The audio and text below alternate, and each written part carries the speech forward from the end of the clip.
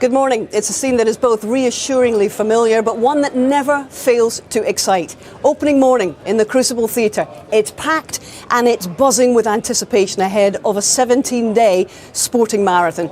In just a few moments' time, the defending champion, Ronnie O'Sullivan, will walk into this arena in his quest to win this beautiful trophy for an outright record 8th time. Who can stop him? And indeed, who will wear the crown if not him? Get the supplies in, because we're not going to know the answers to those questions until the 1st of May. Let the snooker marathon commence.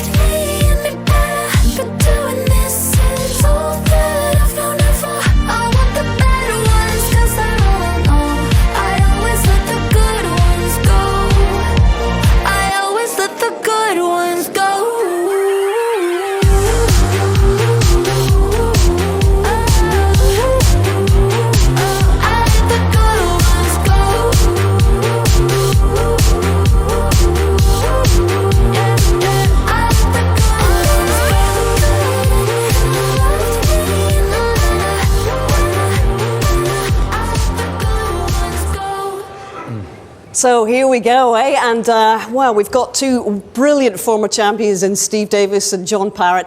No matter how often we come back here, you two are just like kids on Christmas morning, aren't you? What's so magical about this morning for you? I've got John? sweaty palms already. I'm not even playing. It's just a venue that's all of its own, one of the most iconic venues. You know it's the best tournament in the world. And I always think this is a bit like watching the box sets we've got obsessed with at home. You know you're going to get to the conclusion, but there's a lot of subplots and twists before you get there. And every match here will tell its own story. It will indeed. Man of the moment is Ronnie O'Sullivan, the defending champion. Now, what do you make of his preparations in the build-up to what could be an outright record 8th win here at the Crucible? It's quite a task. OK, well, you talk about preparations during the season and how he's done. I don't think it's as important as how he's prepared for this event, because regardless of what form a player comes into this event with, and there are a couple of players this year, have had, well, 3 players, maybe Robert Milkins included, as well as Mark Allen, Sean Murphy, they've had fantastic seasons. This is its standalone event. And even if you've got form, it can crumble before you get here. You have to prove your form at this venue. So therefore, the likes of Ronnie O'Sullivan and the tried and tested players here, they come with a little bit more, not baggage, but a little bit more weight behind them. Absolutely. So man of the moment, but not man of the season, as you say. Whose case is strongest for you? I mean, Steve's mentioned some great names. Mark Allen, obviously, Sean Murphy, Mark Selby, waiting at the bottom of the draw, aiming for a 5th world title. I think he's very dangerous. I think he's just starting to come to the boil. Won 2 events this season. Lost 10-9 to Sean in the last event that he played in, but you know he's a course and distance winner 4 times here. This is where he gets at his best. You're basically asking Usain Bolt to run over 1,500 metres when you play Mark in the smaller events. When he comes here, this is where he gets at his best. I think he'll have a big say in this tournament. OK, what about the lightly raced horses? Because we know there have been, 15 different winners of the 20 events on tour this season. But Neil Robertson and John Higgins, 2 brilliant performers here, have had a quiet time. Is that to their benefit for them to be fresher, do you reckon? I haven't got a clue. No, there's no way of knowing. That's why he's here, folks. There's no way of knowing. The only thing I can be sure of, and we've had confirmation from some of the crowd, some interior designers, hopefully in the crowd, it's a new carpet. Oh, right. OK, and World Snooker have splashed out on this carpet, although I think maybe they got it from Facebook Marketplace, but the bit behind me.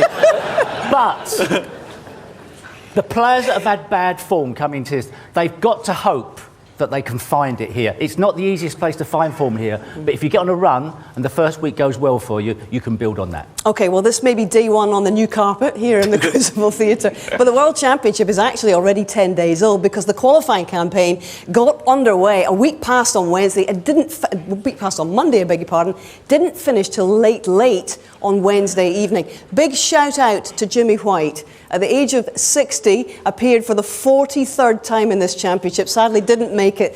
But in terms of drama and tension, the qualifiers were off the chart this time. It all came down to Judgment Day. 16 places left to be claimed at the Crucible. New faces and regulars all bidding for success at the English Institute of Sport in Sheffield. Now, the only former world champion in the draw, Graham Doss, struggled with a shoulder injury. Matthew Selt took advantage to book his 4th Crucible appearance a decade after his first.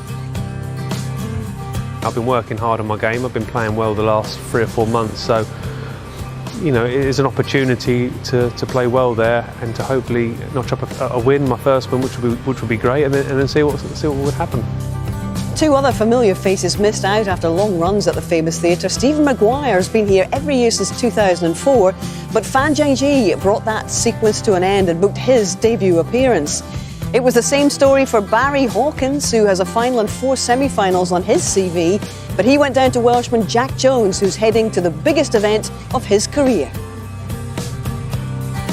I didn't think it bothered me that much playing there, but now that I've qualified, can't wait to get there. There was an empty table for the final session of the 2 judgment days as Scott Donaldson had to withdraw for medical reasons, giving Ryan Day a free passage. And on the next door table, Mark Davis faced losing his place on the tour after 32 years with anything other than victory over his best friend Joe Perry. All came down to the final frame and Davis needed pink for victory. And he's missed it, or has he? Has he missed it? Oh, wow, wow, wow. In snooker terms, you know, it doesn't get any closer as mates on the tour, and I knew what was at stake for him. It's a horrible thing to have to go through. It's going to happen to all of us eventually, but you know, when it happens, it's not a nice thought. And it happened to be me that had to play him at the end. Dramatic stuff, eh? And on Thursday morning, the 16 seeds were drawn against the 16 qualifiers. Defending champion of Sullivan meets Pang Junchu. Pang is one of 4 Chinese debutants this year and 5 new boys in total. Ronnie has a resurgent Ding Junhui in his quarter of the draw. And there are another 3 dangerous world champs lurking here as well. Mark Williams, Sean Murphy, arguably playing the best snooker of anyone right now. And last year's runner-up, Judd Trump, who has a really tough opener against former semi-finalist Anthony McGill. And good to see Welsh Open champion Rob Milkins at the age of 47 become a seeded player for the very first time. Now, the bottom half of the draw is also stacked with Crucible pedigree. Stuart Bingham, Neil Robertson, John Higgins and number 2 seed Mark Selby at the bottom of the order are all world champs. Selby well fancied to challenge for a 5th world title. And down here, you'll also see Northern Ireland's Mark Allen, man of the season after 3 big wins.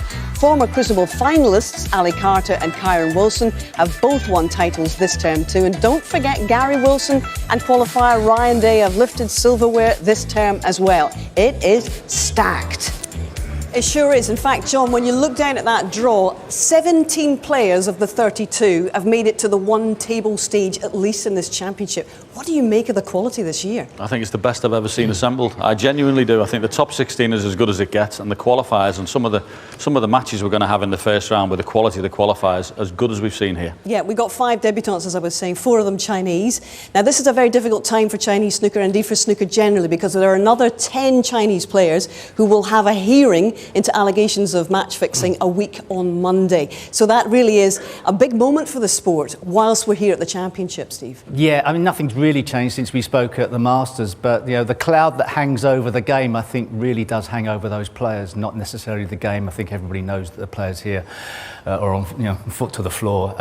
Tough for the other Chinese players that have qualified. That's not a nice situation to be in, but even so, there's some great debutants here. Not every debutant plays wonderfully here, so expect one of them maybe to struggle in the limelight, but I think, as John said, the standard is so high. I wonder how long it will be before the top 16, the seeded players through, start to say it's a disadvantage being seeded through. Somewhere down the line that becomes an issue. Okay, well, Ronnie's talked about having to climb the mountain here at the Crucible again, and it all starts now. Even before he strikes the cue ball, he's already set another record, by the way, because he surpasses this man, Steve Davis's consecutive appearances at the Crucible, 30 times for you, 31 for Ronnie. And there might indeed be another record for the Rocket, because if memories are anything to go by as inspiration, he'll draw a lot from 12 months ago. You never know when it's going to be your last one, so it wouldn't surprise me if that was the last big tournament I won, so it was great to have that moment. Ronnie Sullivan has proved that he is the greatest player in the world. His dream to be 7 times champion of the world has been realised. There's a lot of talk about it, but there was never really any talk from me. And before it, I was like, you know what, not bothered about records. And now I've equalled it, I'm still not bothered about records. And if I was to beat it, I'm still not bothered about records. You know, it's just like, how do I feel? How am I internally feeling? You know, obviously win 1, which is a great feeling. 2, 3, you get excited. 4, 5, you get less exciting as they go on. You know what I mean? It's not my fault. It's just that's what happens when you win that amount of tournaments at the same venue. You realise it probably is like a bit of an anticlimax. Nice to do, but it's not like life-changing in any sort of way, you know.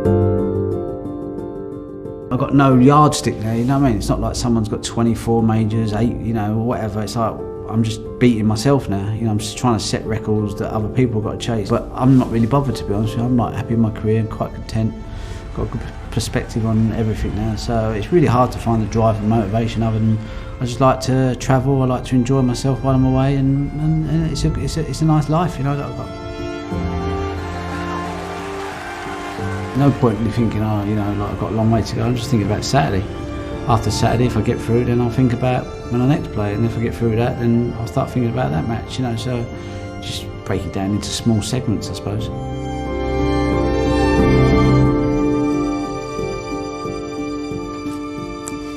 And today the defending champion returns to take on 23-year-old qualifier Pang Junxu. Been a pro for 3 years, former Rookie of the Year, vaulted up the world rankings this season to number 35 after a terrific last couple of months, reaching his first world ranking final in Leicester last month, beaten there by Mark Selby. He's brave, he's shown real composure this season, and he's won 2 qualifying matches to get here this week, knocking out a certain former world champion, Mr. Ken Doherty, along the way.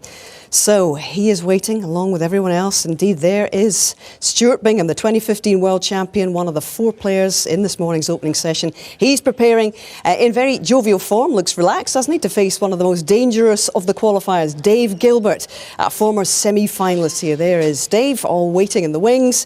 And the 2023 World Championship starts right now for these men. And it does so with a call from our MC, Mr. Rob Walker. Thank you. Good morning, ladies and gentlemen. For 10 long months, the finest players on the planet have circumnavigated the globe in search of glory. But in our sport, all roads always lead back to Yorkshire, back to Sheffield, and back to the iconic Crucible Theatre. Our 17-day marathon is all set to begin. So welcome to the 2023 Kazoo World Snooker Championship.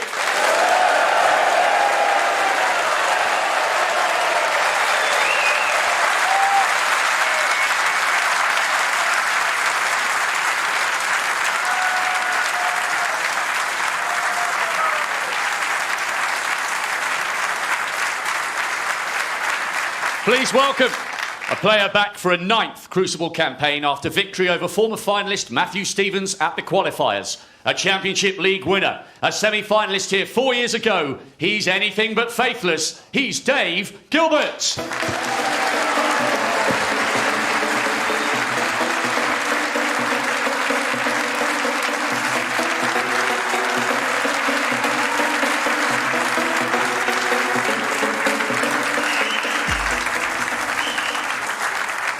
And his opponent, making his 17th Crucible appearance. 23 years after his debut, he's still going strong. Masters champion in 2020. And of course, he won the big one here 8 years ago. Here comes Stuart Ball Run Bingham.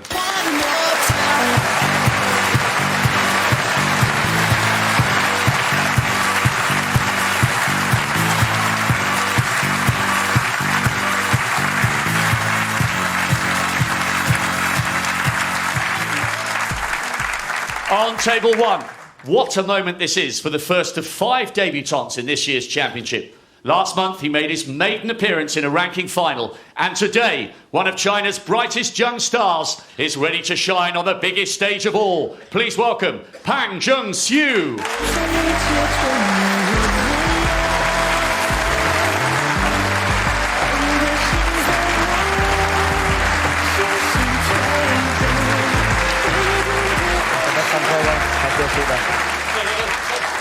Chose his own route to the table, and why not? And now, to the greatest player in history, making a record-breaking 31st appearance at the Crucible, world number 1, the reigning, defending champion of the world, the Rocket, Ronnie O'Sullivan.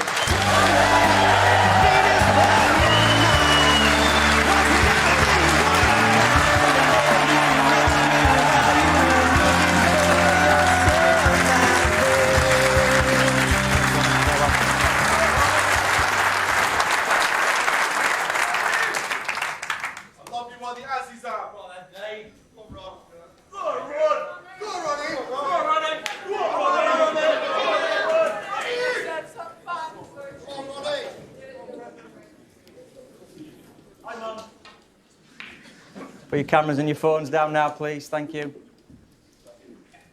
First frame. Thank you, Hazel. Good morning, everybody.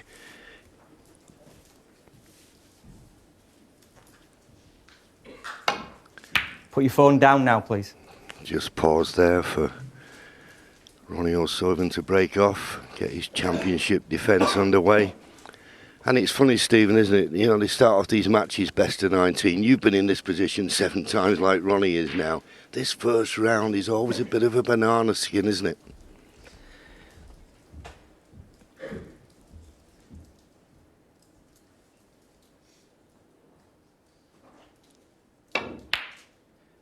Well, I was just pointing at you to let Kang Jung-soo play that first shot. Yeah, it can be, and I'm fascinated to see how Ronnie Sullivan plays this morning. As you see this excellent bit of cueing. I mean, if you're a little bit nervous going out there, that's going to settle you down, give you a bit of confidence. But yeah, you know, the defending champion, he's not coming into this championship with any real form this season, but I don't think it matters to someone like Ronnie, does it? I mean, he took a year out one time and came back and won it. But I don't know, you'd like to have a little bit of form behind you, I would think.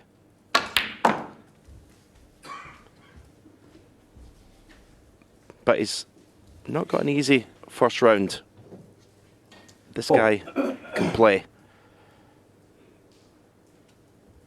Very, very solid.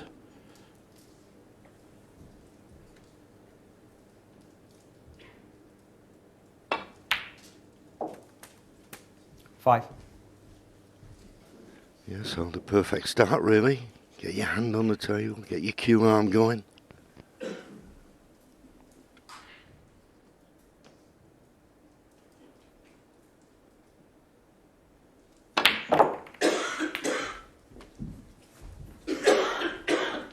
Played that quite nicely. He's got a choice of a couple 12. of reds. Plays at Ding Junhui Academy in Sheffield.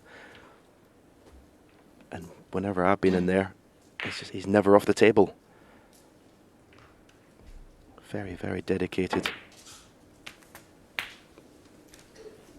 And that's paid off this season. His best season so far as a professional.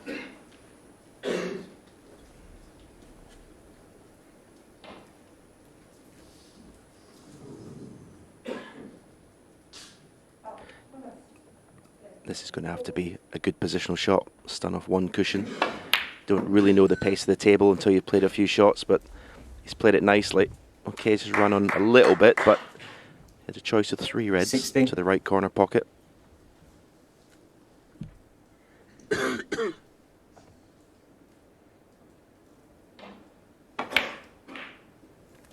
$70. And this time, inch perfect on the blue.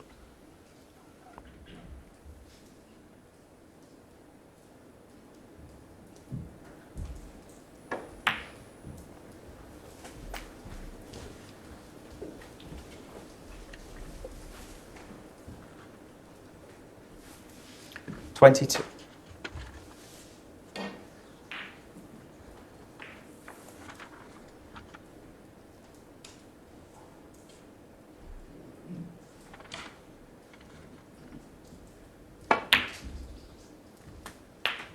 $23. Just a fraction short of pace, so he can't get close to the next intended red, as close as he would have liked. So here's a little tester.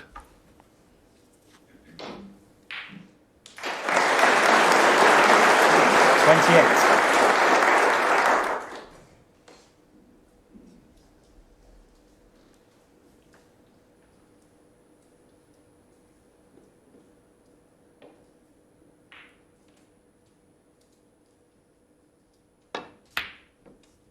29.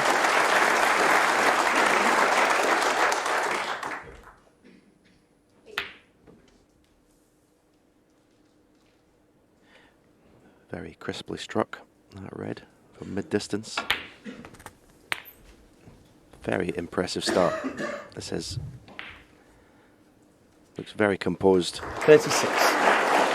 Quite often you see a debutant in the World Championship in the Crucible, they're almost like a rabbit in the headlights when they're out there. 37. Looks very calm and composed at the moment. That opening red would be, well, when he's seen that go in, he cued it so well that immediately can just settle you down.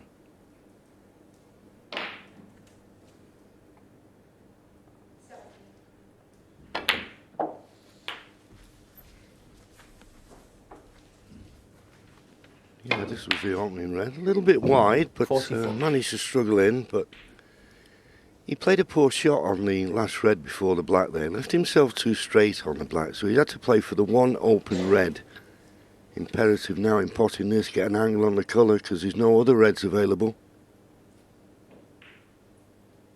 45. So he's going to take some shot here.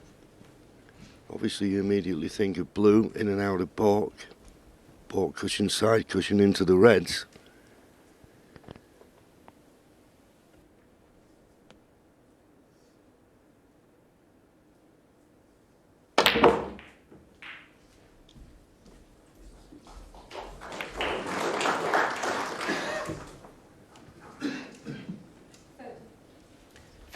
So that will be end of break. But at least he didn't miss. You don't mind if you run out of position. And you're back to your seat without any bad thoughts. Pounds and due. 50. Yeah, very nice visit to the table.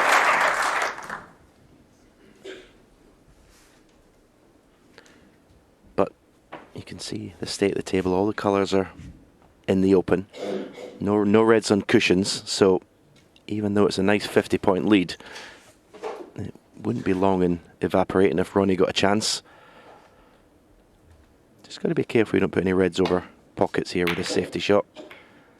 Needed to have quite a thick contact on the bunch.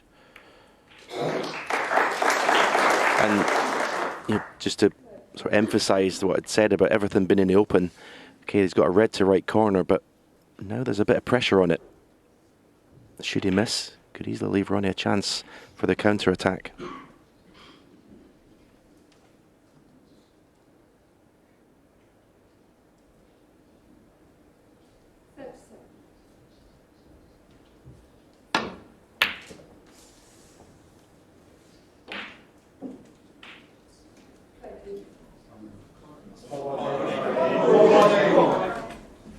And the usual cries of "come on, Ronnie." But thought it was a possible shot for nothing, but he missed the pot by so far. Came back down the table with the cue ball. Now Ronnie, first time with his hand on the table. 1.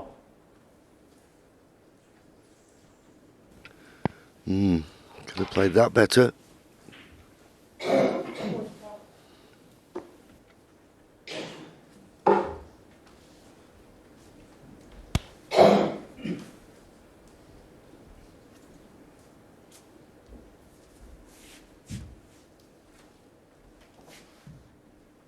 Well, he's got an easy roll up behind the yellow. With the way the reds are, it will not be easy to escape from the snooker and not leave a pot on. Sullivan. Oh, that's a little bit clumsy. Maybe just signs of a little bit of nerves from Ronnie this morning.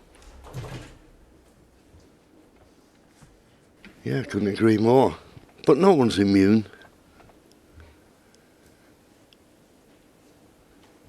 Not even Ronnie himself. I mean, he'll be feeling it. He just wants to get a good start, get his hand on the table, potting balls. He potted his first one. Poor positional shot. Bit the bullet, played safe.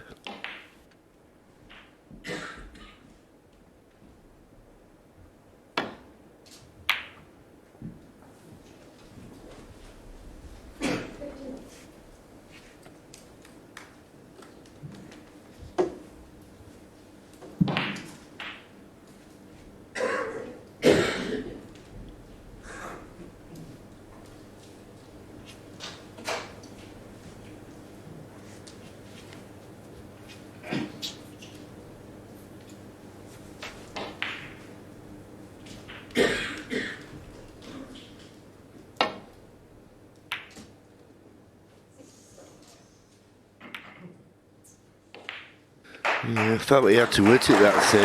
Any thicker, he may have collided into the black, but it's that thin. He was fortunate in a way. He caught the yellow.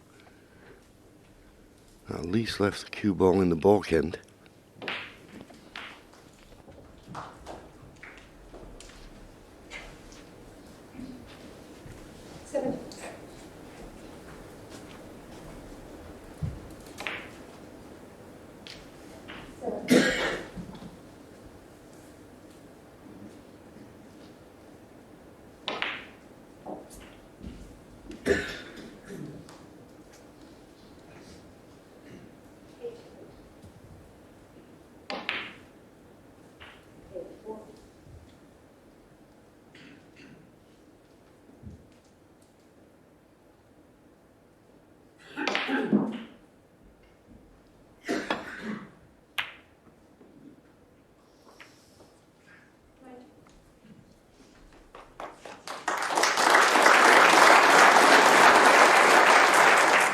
Telling safety shot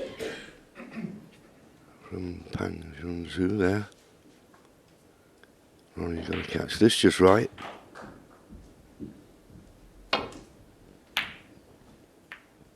Yeah,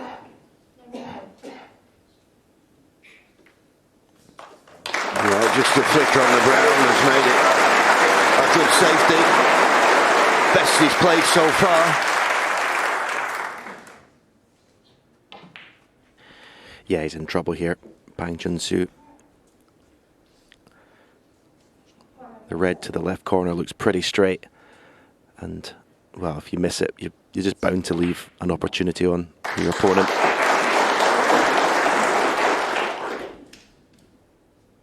Forced into going for this.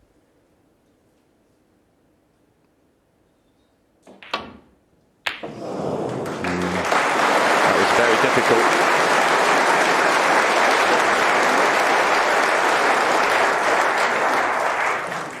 Yeah, it just shows you the safety shot and leaving that cue ball near the baulk cushion. We'll see it for the next 17 days, how important it is. So, good chance again for Ronnie. One.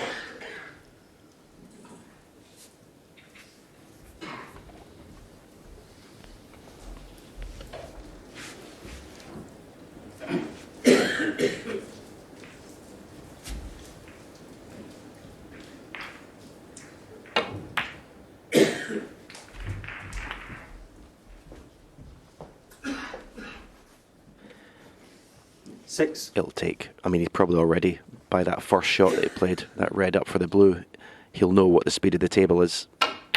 No one can suss out conditions quicker than Ronnie Sullivan. Played that one beautifully. That very first red to stand up for the blue, that would have given him the information he needed in terms of speed of the table, reaction of the cloth. And as we said before, that 50-point lead 30. very quickly evaporate now. Ronnie O'Sullivan is now favourite for this frame. 14. Yeah, had a quick glance at the black. I don't think the black is going to be potted now. He's got the pink to go out the blue. And that pink going in now puts him just 29 points behind. 20.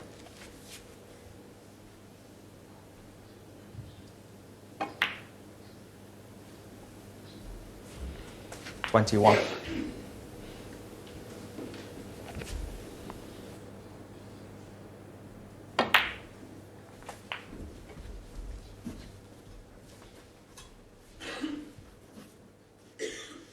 Got a quick bounce there off the black cushion. That cue ball shouldn't have been anywhere near where it is. No, it did seem to leap off it, didn't it? Just made it a little bit more difficult for Ronnie. 27. But he's just about find the perfect position on the blue.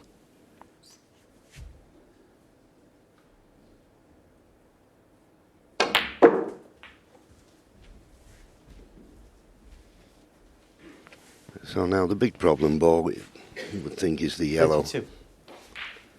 It's a type of shot, you don't want to play it with too much pace. 33. If he gets the perfect angle on the yellow, it shouldn't be too much of a problem. Straight is not what he's looking for. He's got the angle. 37.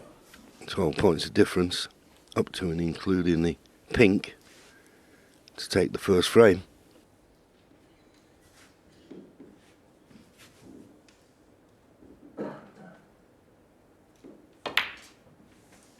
$39. Well, we said the first couple of shots, he may have felt a little bit of nerves coming out this morning, but as I say, after that very first red, he got the pace of the table, and it's been cue ball perfection ever since in this break. He's made it look easy. Okay, the balls were all there, but in saying that, I've put the jinx on. 42. He's decelled a little bit there and not got perfectly on the brown. May have to come 4 cushions here. Yeah, you've always got to be wary of a kiss on the ball, and that's what he's done. He's kissed the black. 46. This frame, still very much alive. Yeah, I thought I may have played topspin off left, right, black cushion, left cushion up for the blue. Chose to stun it in, and the black was always going to be somewhere in the path. Maybe a chance still for Bang Junsu to win this opening frame. It's not an easy safety shot, this. No, you normally think about cross doubling the blue, but you could knock it over a corner pocket, you could get a double kiss.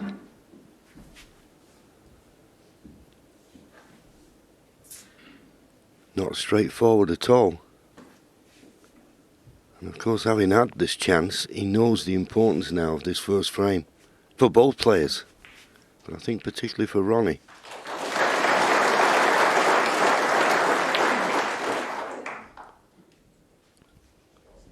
Beautiful shot. Sullivan. Well worked out.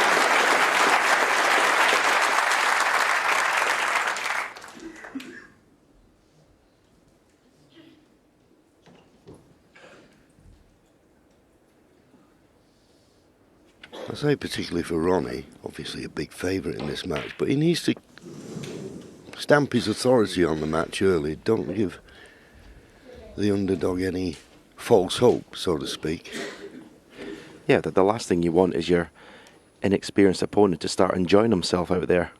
You want them to feel the ultimate pressure.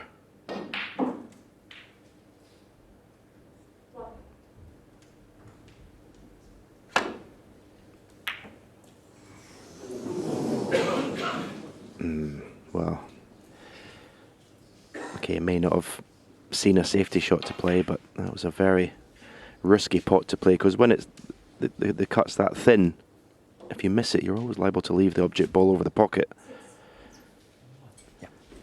Okay, because where the cue ball's ended up, it's not guaranteed this, because he's got to get a lot of topspin on the cue ball to get it away from the cushion. Yeah, so the blue's always going to stay over the pocket. Yes, good pot needed here.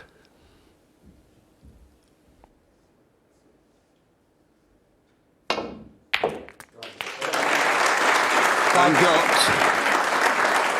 and just about on the pink, and the pink gives him the first frame. In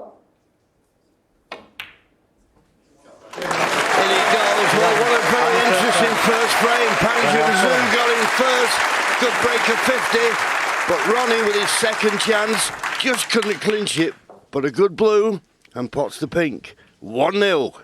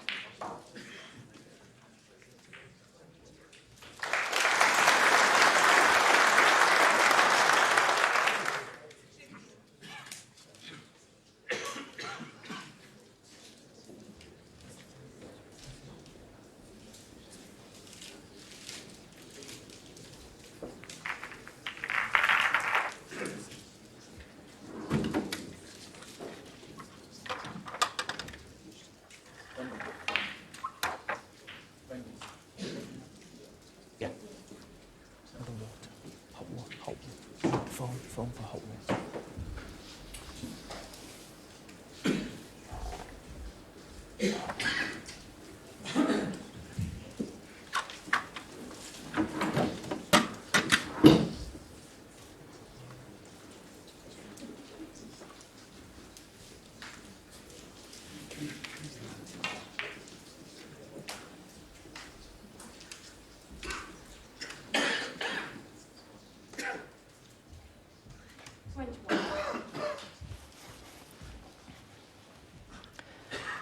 Thank you. The second frame.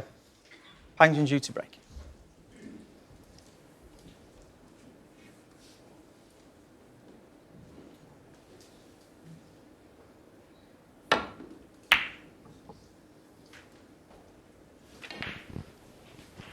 So Pang Junzhu gets frame 2 underway.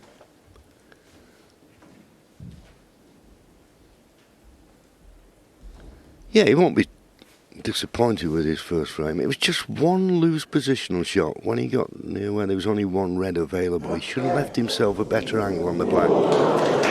It seemed a minor thing at the time, but a couple of shots later ran out of position.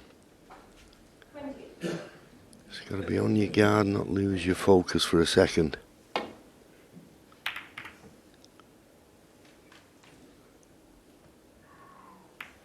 That was a pretty good shot that from Ronnie, but once again, just catching a baulk colour, and if you catch him full in the face, you leave the cue ball on the baulk line. Your opponent with his hand on the table. Gives them an opportunity to play a better safety shot. I don't think there's a pot on here to tempt him.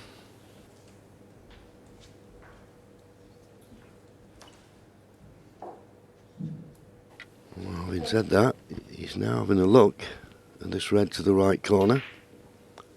But thought better of it. But he's got to be careful in this safety. If he catches this red too thick, he could run into that red near the right cushion.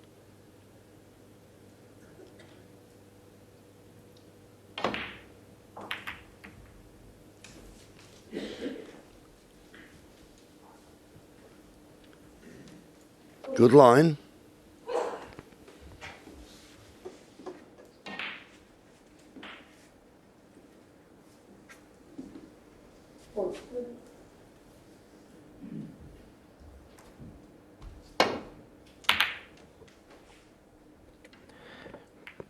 Nah, this is brilliant.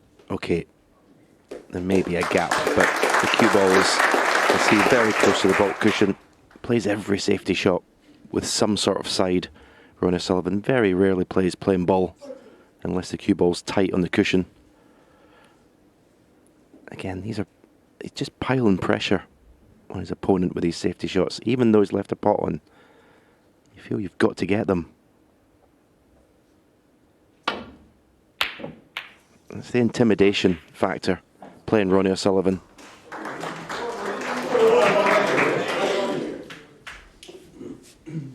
Yeah, he's probably played this and thought the only red he could leave was the one he was playing. Well, he has left it, and he's left a simple starter for Ronnie. He may just play for the black here. Well, decided against it. And probably quite rightly. It was easy to get on the blue, but he'd love the black to be on the spot as soon as possible. You don't have to tell Ronnie how to break Bill, but that would be his intention. Get the black in play.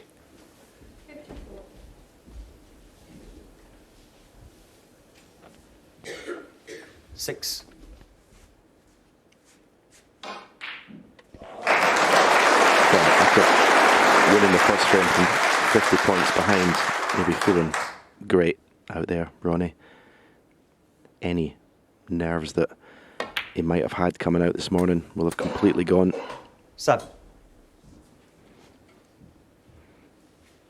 I think the cushions are just playing slightly quick on this table. And it's a lovely situation where the balls are.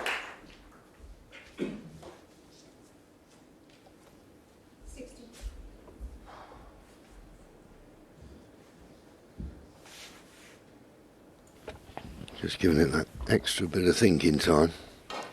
As we say at the start of this match, he knows the importance of stamping his authority on it.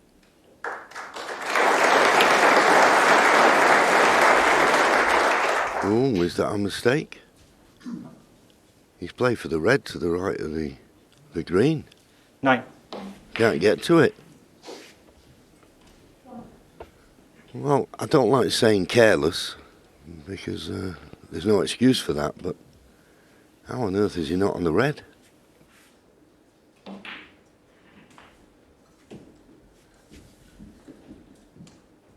Yeah, I think if he's misjudging anything at the moment, it's to do with cushions. And there's another misjudgment. Ronnie Sullivan 9. Pang Junju 4. I mean, he won't miss this a second time. But yeah, just flicked a little bit of check side on that yellow, and it just came off the cushion in a straight line.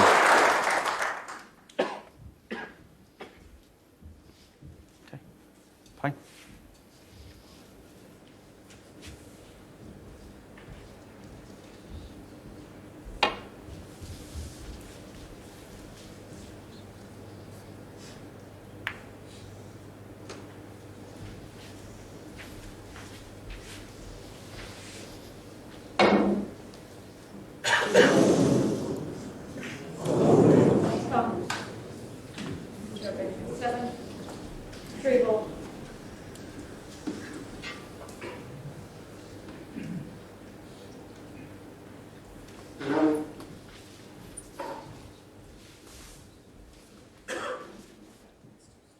Re-rack. Well, they've looked at one another and said re-rack. Yeah, well, that's good. I mean, in the modern game, they don't like this tipping-tapping, but Ronnie will be there. A little bit frustrated. He had a good chance there. Poor positional shot on the yellow. That's what created that situation, but we'll have to start again.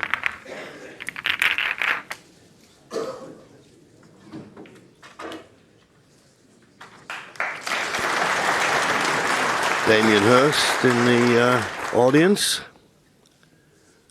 hiding away, but big supporter of Ronnie. And Ronnie, as I say, and as Stephen said, just one or two little shots, and I think you were right, apart from the bounce on the cushion, just putting a little bit of unintentional side, maybe still a little bit of tension in the arm. Yeah, it was an awkward little shot actually, where the green was situated to the left of the red. Second it frame. wasn't straightforward, but because of Ronnie's pinpoint accuracy with the cue ball, you're surprised when you see these positional errors. But yeah, I think the cushions just look a little bit lively on this table. A little shake of the head from Pang Jun-soo. He knew he didn't want to leave that red anywhere near the right corner pocket, but he's got a decent cue ball.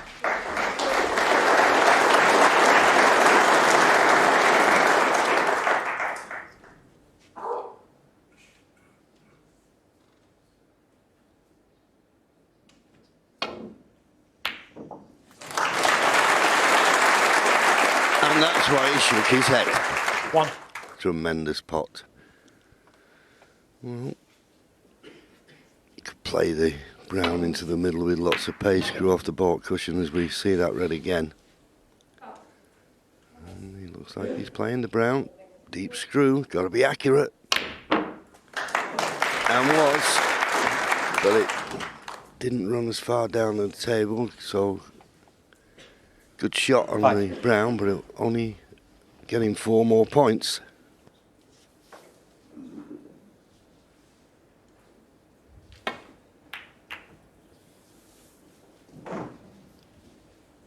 Sullivan 5.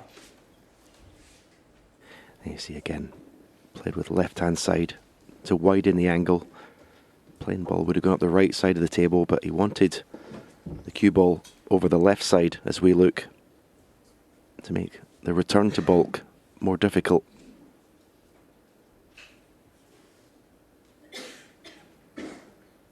He's playing off the main bunch. This is going to open the reds up, so it needs a good cue ball here.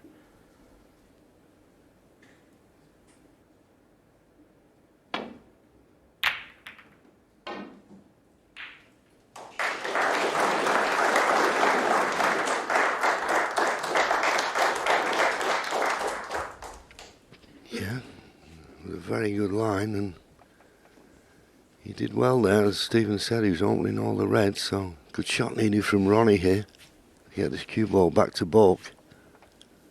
This red is potable, but too risky. Where's the cue ball going? It's okay, good shot. And funnily enough, we know from many occasions when Ronnie complains about his tip, the fact he's playing these safety shots at distance using this side, must have confidence in it, because sometimes if you're not happy with the tip, the throw is all confusing.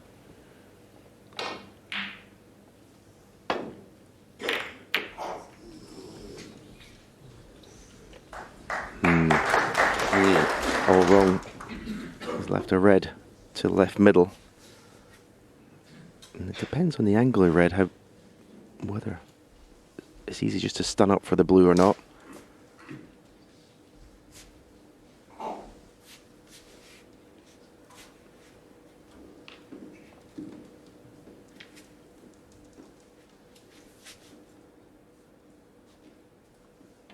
And it's pretty straight, so he's got to play this with a bit of pace.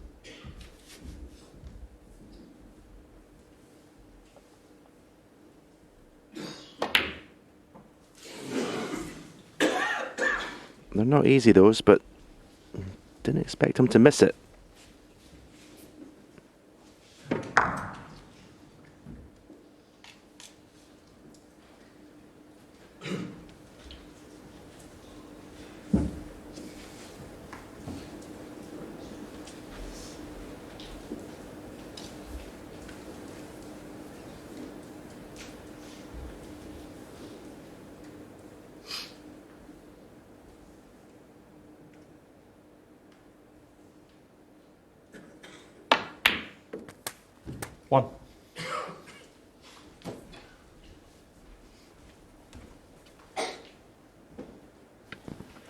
Not certain where the black will go when it's respotted.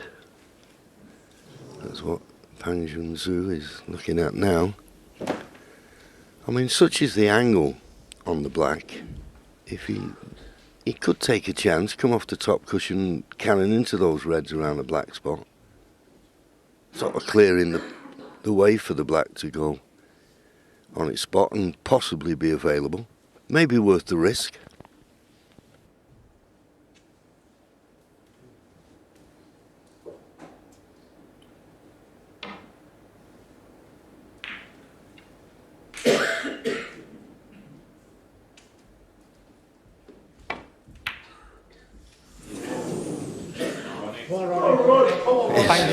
Funny old game, and he just played the straightforward pot, and I can only assume thought it was unmissable. Believe me, young man, nothing is unmissable at the Crucible. Yeah, they're losing that first frame. That's a hangover from that, I think.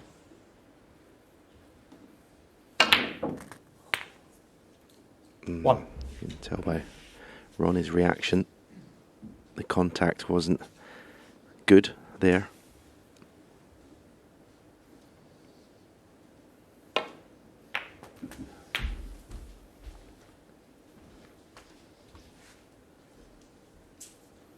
Pink and black out of commission, so it's not the most straightforward chance, this.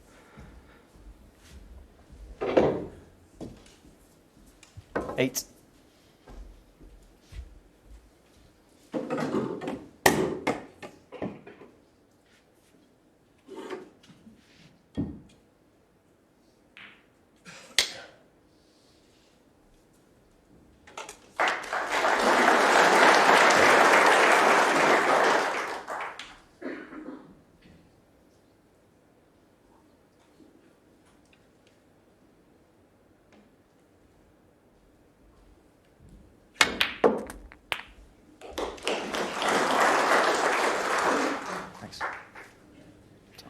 Played that pretty well. It was awkward to get the rest in the position he wanted, and he's landed nicely on the blue. And didn't have to do much with that red in the balk end.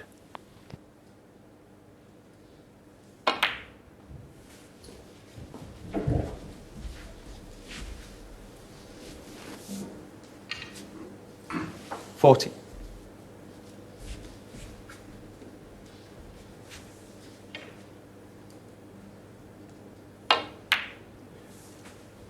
50.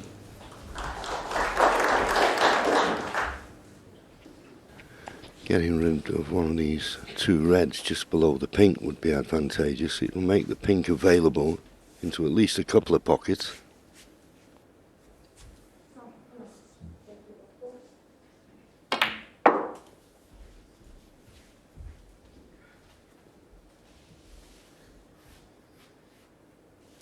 $20.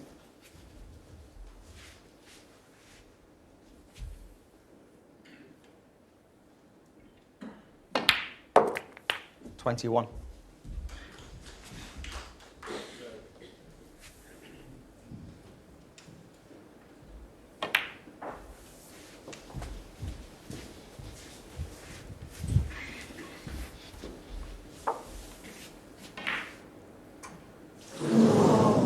$27.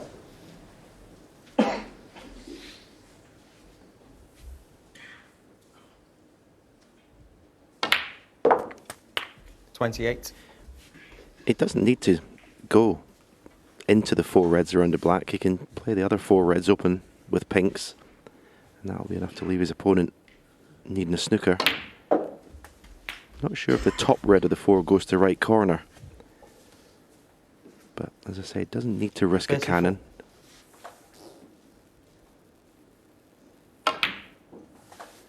35.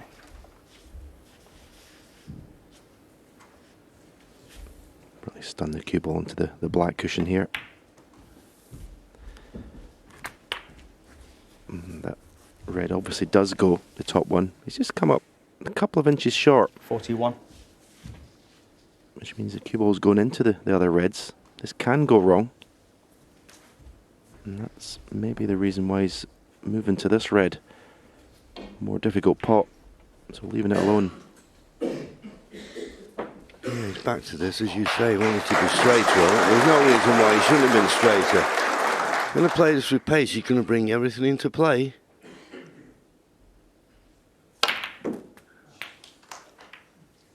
And the pink 42. won't go into the corner now because of that red, so he's opened them up, but he's not good on the colour.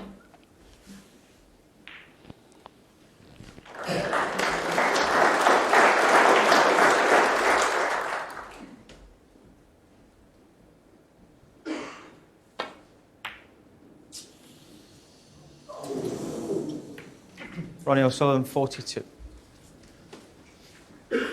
Yeah, it was always going to be a difficult visit. But once he got the pink into play, I was expecting him to get enough points to get to snooker's required, at least.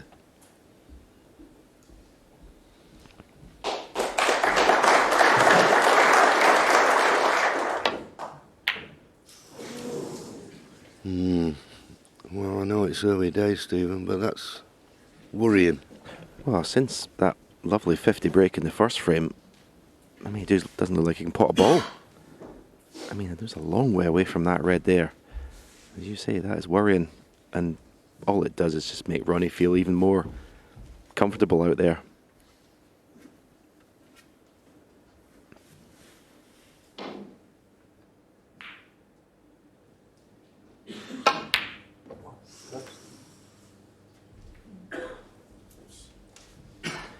I think you heard Ronnie sarcastically say close.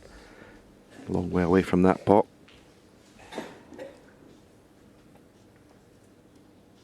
Another chance for Pang Junsu.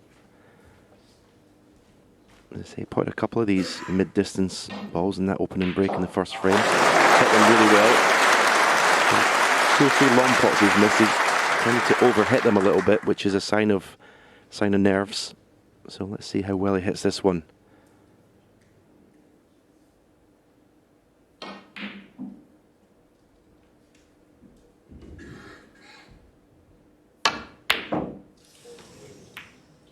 Yeah, again, he's been very lucky. He's not left a pot, but just overhit it a little bit. You could see a bit of movement. The cue didn't come through smoothly.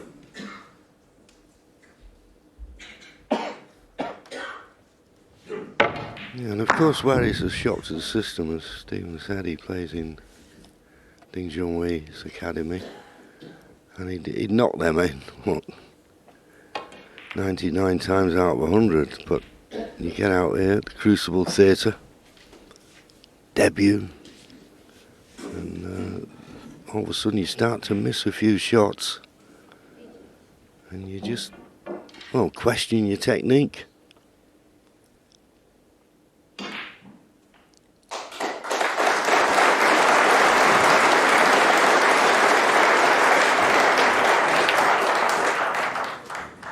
Yeah, the table just looks different. Everything looks different all of a sudden. You're just completely out of your comfort zone. Keep the noise down, please.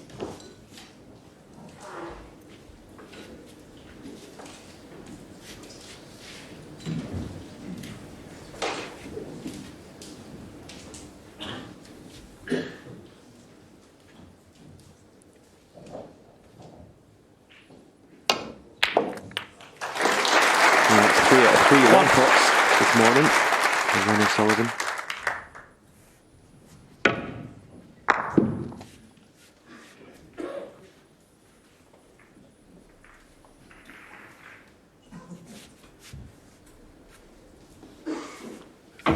Ronnie's shaping to play a left-handed, but he just can't reach. But considering he plays a lot left-handed, he's so good with the rest. That's how good he is. Even me saying that couldn't put him off.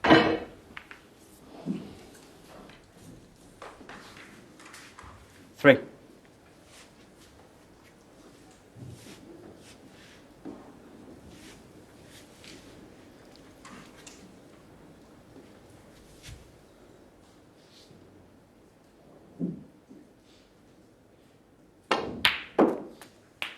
Four.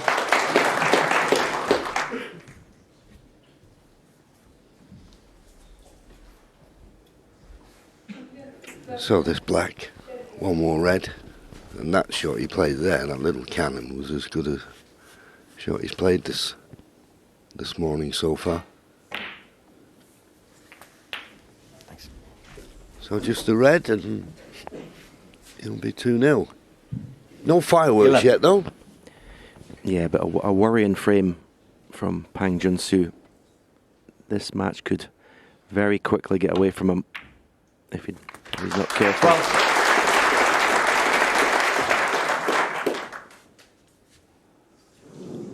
9 frames this morning. As I say, this match could be over if he doesn't start getting his game back together 90. and getting a frame on the board. Ronnie O'Sullivan. 90. And the frame. And he decides, I thought he was coming back to the table, but 65 points behind, just 51 remaining. Enough was enough. 2-0. Ronnie O'Sullivan. Down, please.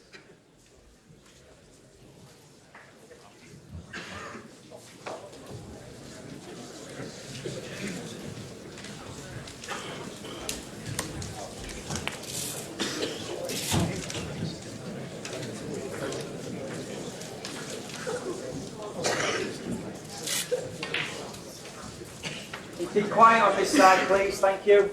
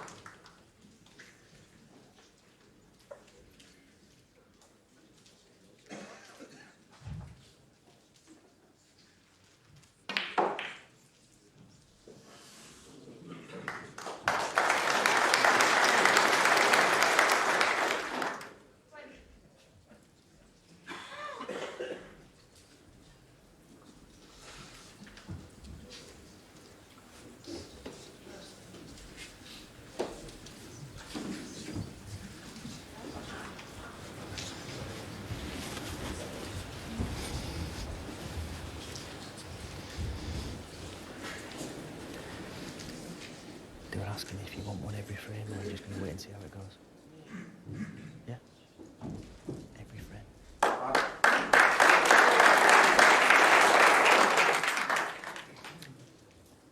Thank you. The third frame. Ronnie O'Sullivan to break.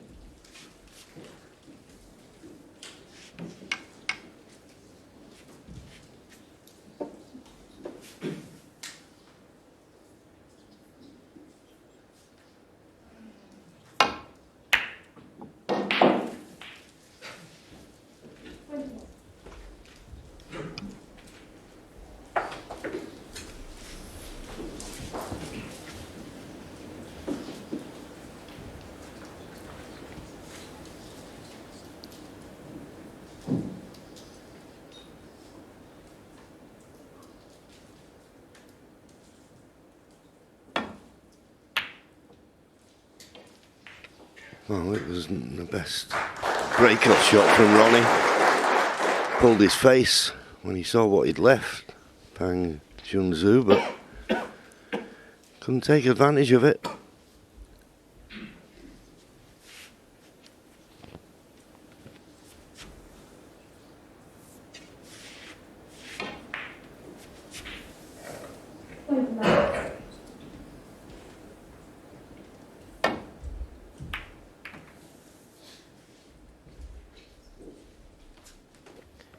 This is beautiful. It really is. It doesn't look a lot, but again, just a trace of run inside.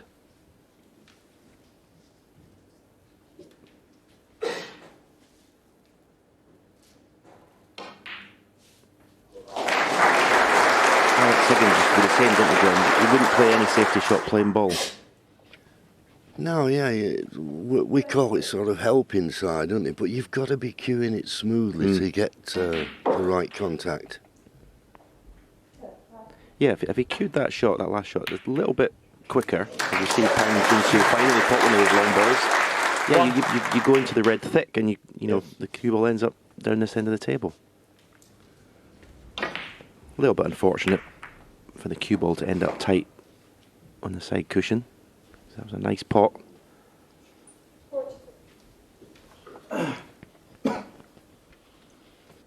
Yellow ball.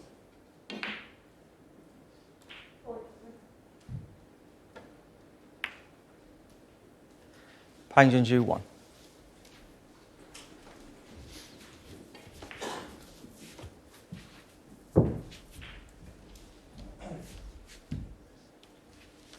He's got quite a methodical style, Pang Junzhu, in the cue action. It's not something you would say has had a lot of flair about it. So when you are, you know, that type of player, sometimes when you start missing, you can't understand why.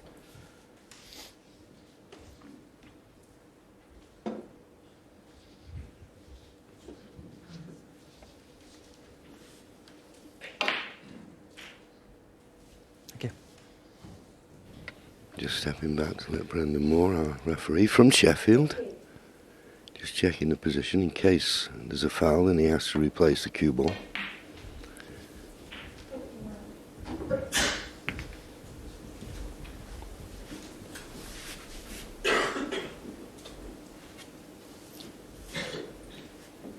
There he is, looking very smart on this Saturday morning.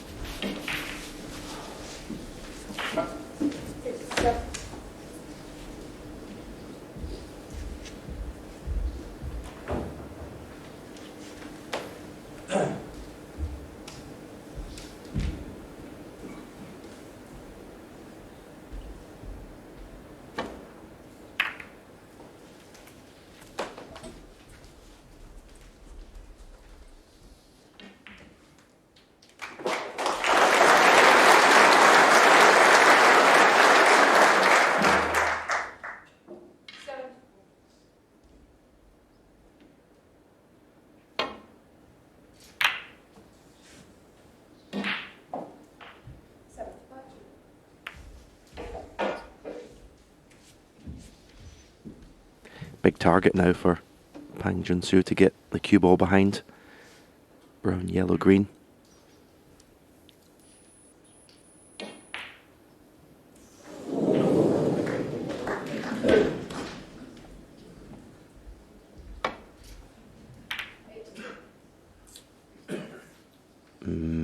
Now desperately needs cover and the cue ball's way short. Poor shot.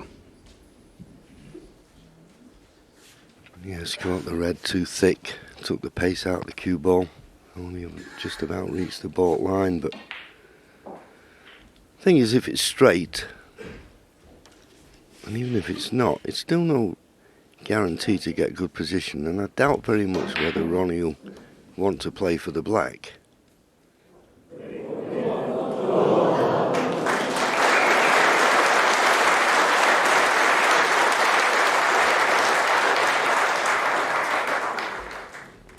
So straightforward red, just deciding which is the value colour to play for.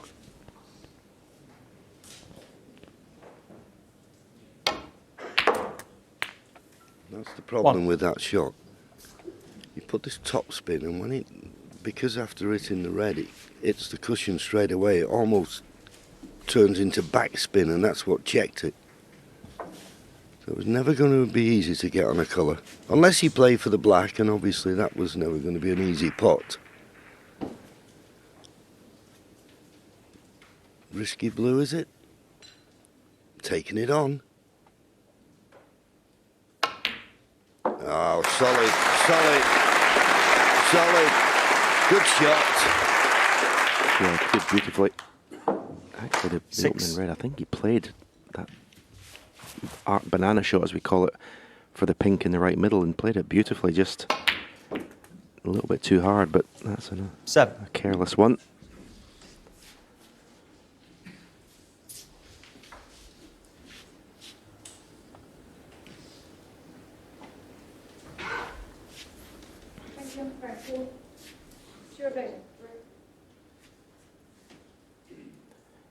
There's been kind of bits and pieces in these opening frames from Ronnie Sullivan, but this is the first day of, hopefully for him, 17. And just get through this opening round. If you play well, that's a bonus, but just get it out of the way.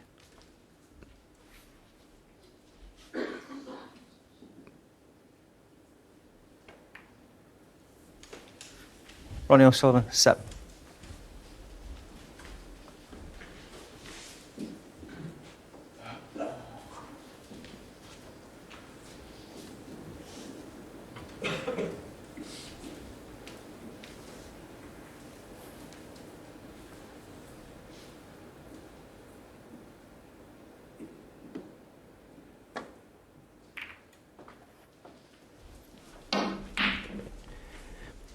I don't think I ever played my best snooker in the World Championship in the first round.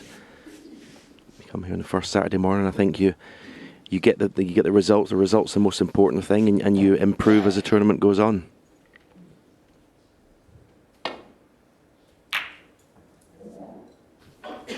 Yeah, I think with every sport, particularly at the highest level, it's all about consequences, isn't it? And the number of times you've come here as defending champion, and you know that match is going to be finished in one day, isn't it? Morning, evening. And then once you get that out of the way, then you've got the 3 session matches, which will be best of 25. And early on in the match, the mistakes don't seem that big. But they do in the first round. So as you say, it's just get that win, however, which way you can. Too thin, that's why he caught the second red.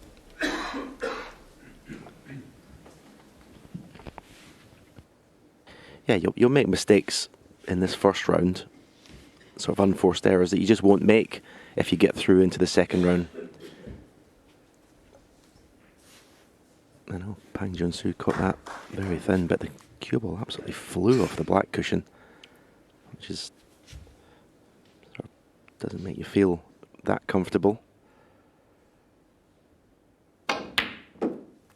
1. That was a great shot. Deliberately potted the red in the right side of the pocket as we look, in order to get the angle to be on the pink.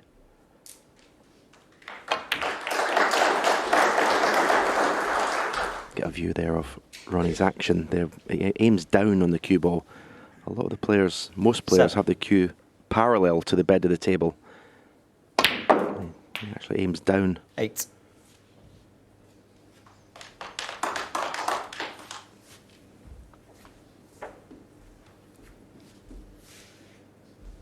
Just picking up what Stephen was saying about bouncing off the cushions. Of course, the first morning, I mean, yesterday I came into the arena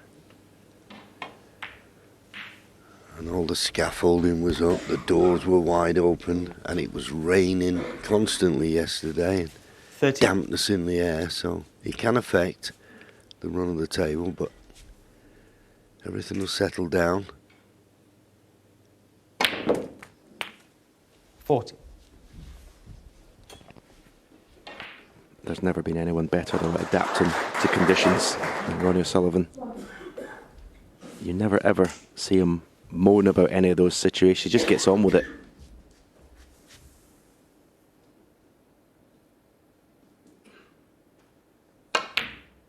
That's another blue to a corner pocket, beautifully struck. Nothing wrong with his game from distance. 19.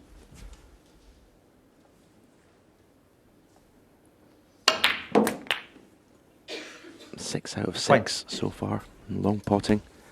I say those 2 blues to either baulk pocket have been beautifully struck. So there's not been any one visit wins in terms of big breaks, but his game looks in pretty good shape, you'd have to say.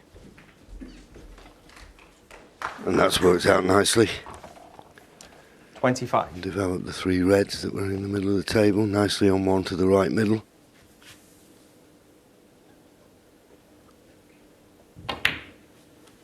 $26.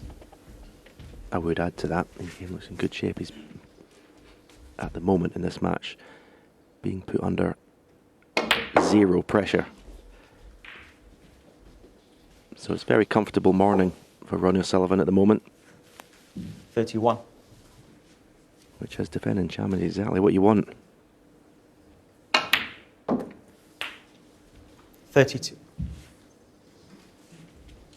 Yes, and I think he's old enough and wise enough, Stephen, as you would have been, that don't take it for granted. Don't think, well, the fella's not playing, so I've nothing to do. You've got to keep concentrating, keep that focus. 37. Don't give him an inch. No, it's another thing that I think Ronnie's the best at is when a player's there to be beat convincingly, he beats them convincingly. You see how a lot of the top players, they go ahead quick and then they take their foot off the gas in terms of concentration and then maybe let their opponent back in, but he keeps his foot on the pedal the whole time. His opponent won't win any more frames than the sort of run he gives him, if you understand what I mean. You can see Pang in his chair almost in admiration watching Ronnie. That's a dangerous thing as well. 41. Just bounced off that second cushion a little bit more, and well, this red isn't a certainty. 47 points to the lead. Red, cover red, still required.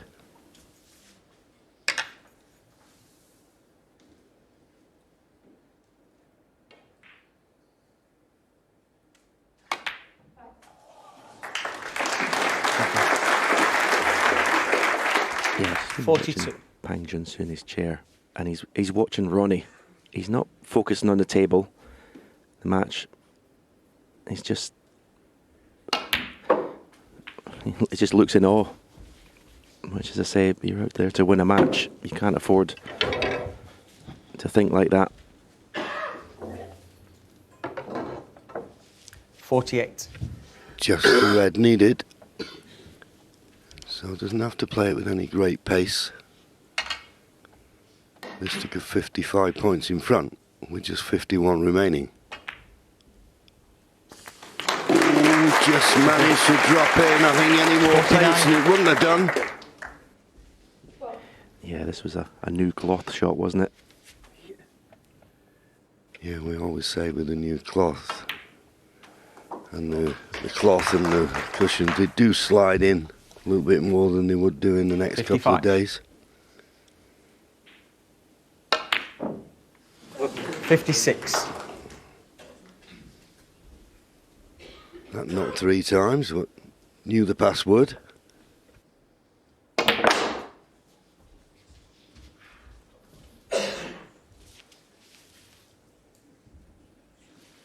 $61. Well, what's Ronnie going to treat us to here? Where's the cue ball going? Foul. Oh, well, I don't think it'll matter. 504. Ronnie O'Sullivan, 61. Well, he's coming back to the table. Maybe he just feels as though he needs to get his hand on the table and try and pot a few balls. He's 63 points behind. There's just 43 remaining.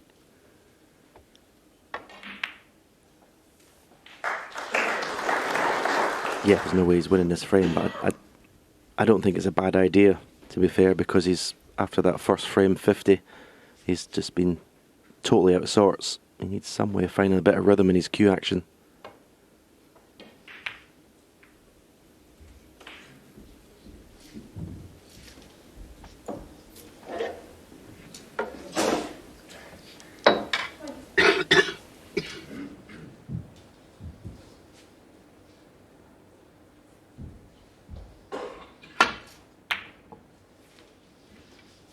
Thanks.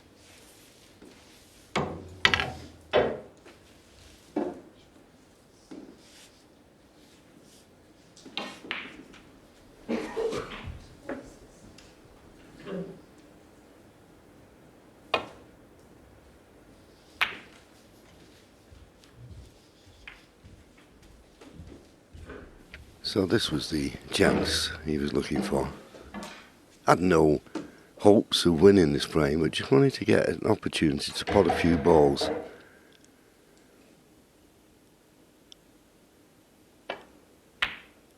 See if we can get that cue arm going again. 1. Bright start, first frame, but nothing since.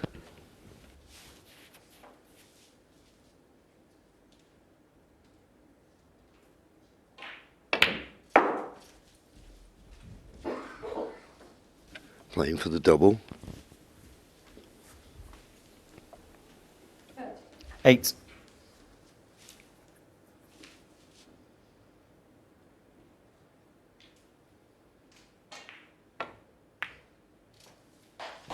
Well, Pang Junju, 8. that does surprise me.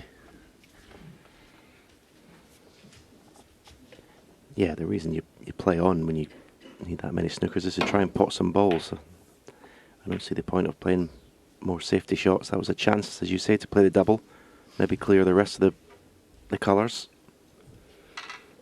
Yeah, well, he's got aspirations to win the frame.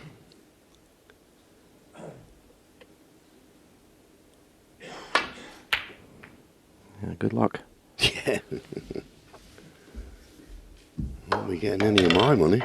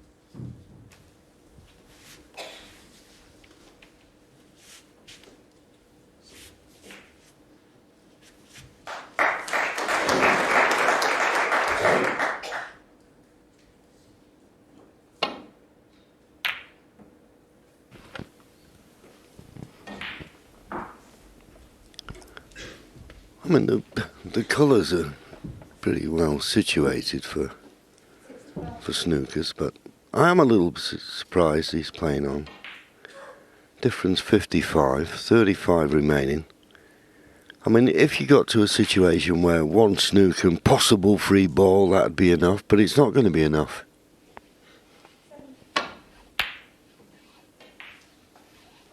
You're talking about Ronnie O'Sullivan, whose ring craft is as good as anyone that's ever played the game, so forlorn hope for me. And I can only think it's just the disappointment of what's happened the last couple of frames. Yeah, I mean, if he's not going to get inside Ronnie's head by doing this, because as you say, John, Ronnie's far too experienced. I can only think he just wants shots at the table.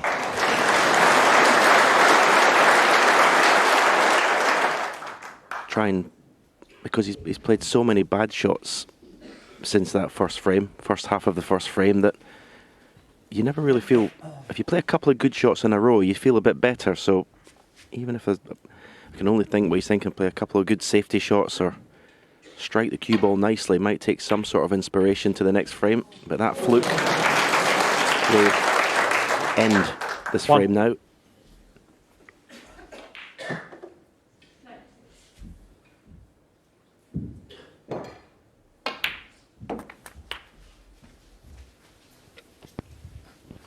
I think the one thing that has impressed me, and you've mentioned it a couple of times in these first three frames, is Ronnie's potting has been very clean, and that's always a good sign for any snooker player.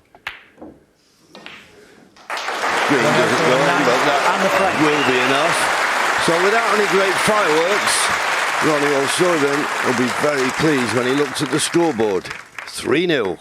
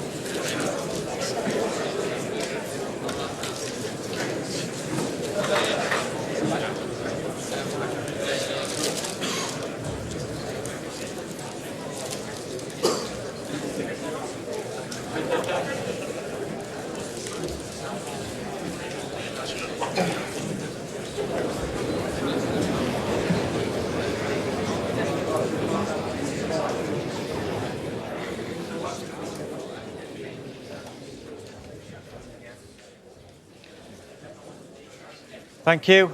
Frame 4. Okay, yeah, Pangsion due to break. Quiet down now, please. Thank you.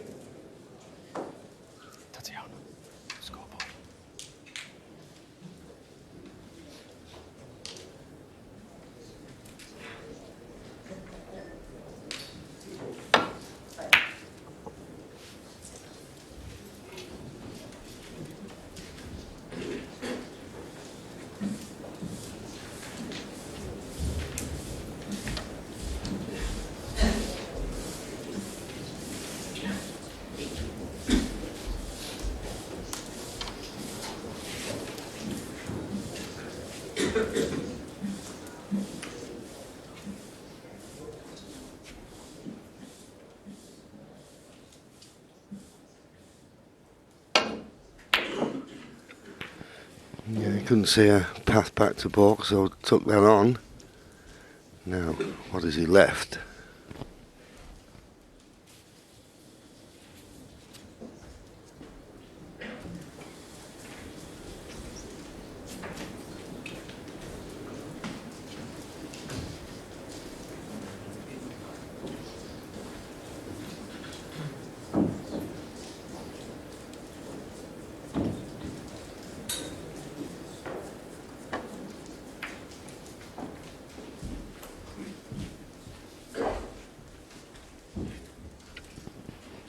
Well, he knew he was going to leave this red to the left corner.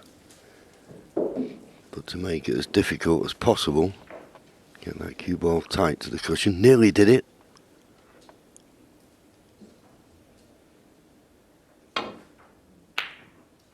No attempt at the pot.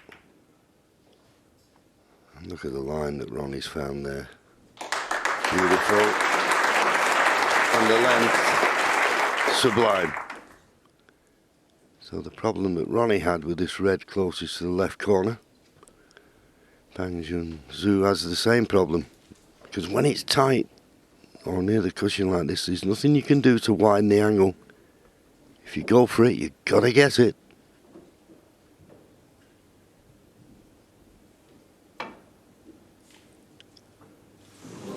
Foul.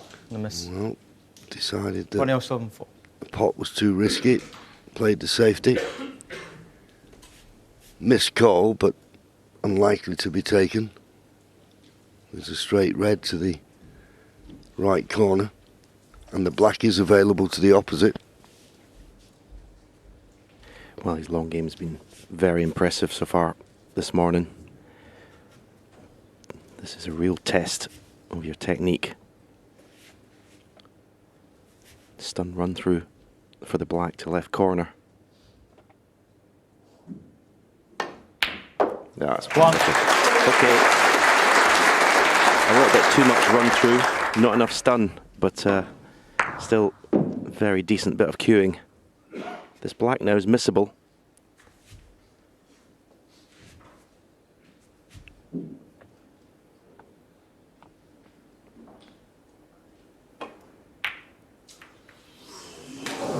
Yep, that was missable. Ronnie O'Sullivan, 1.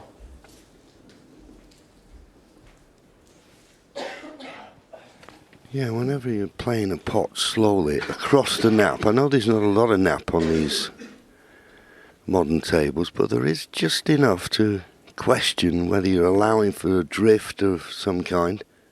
It's different when you're playing it with a bit more pace. So a chance miss for Ronnie. And that was a good pot. Took the pressure off it by screwing back to this top cushion. Obviously knew he'd be on the black. So could that kickstart something?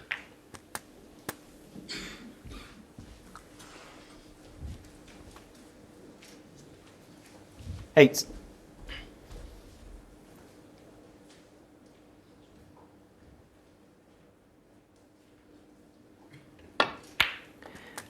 First black, he did have a chance to. There was a natural for the cue ball to go in between the two reds into the bunch, and he was always going to be on one of these reds to the left corner, but decided just to play for the red.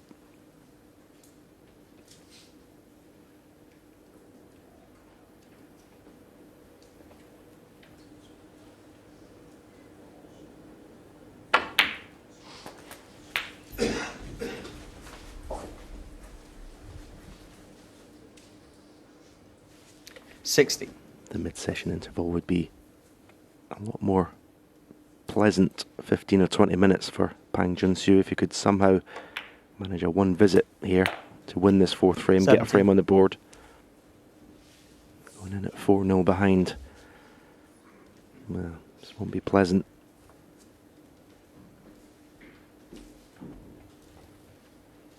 This cue ball not exactly where he wanted it to be.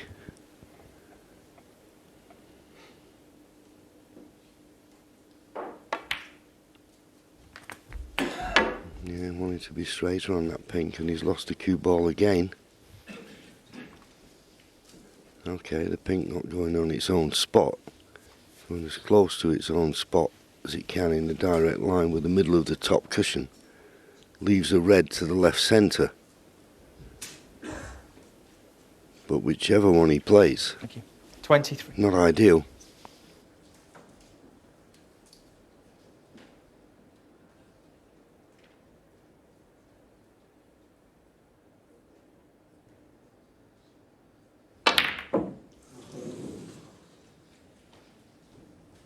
Yeah, that last positional shot is what 23. I was mentioning earlier on about his cue action.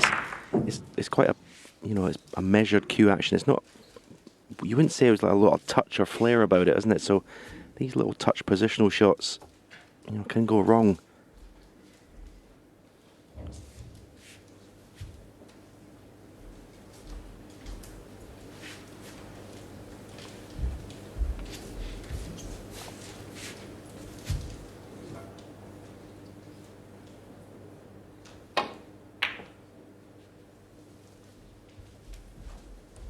Put your phone down, please.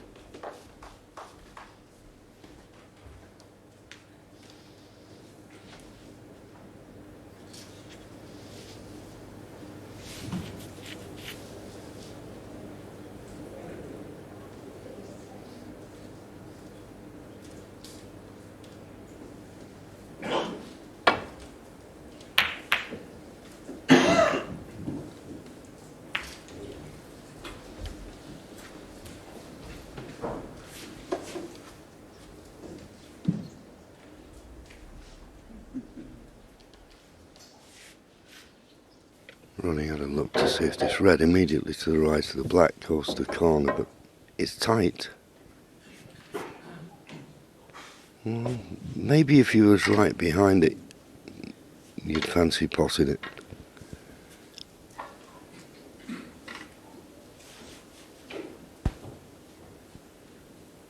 Don't think all the pocket is available. No.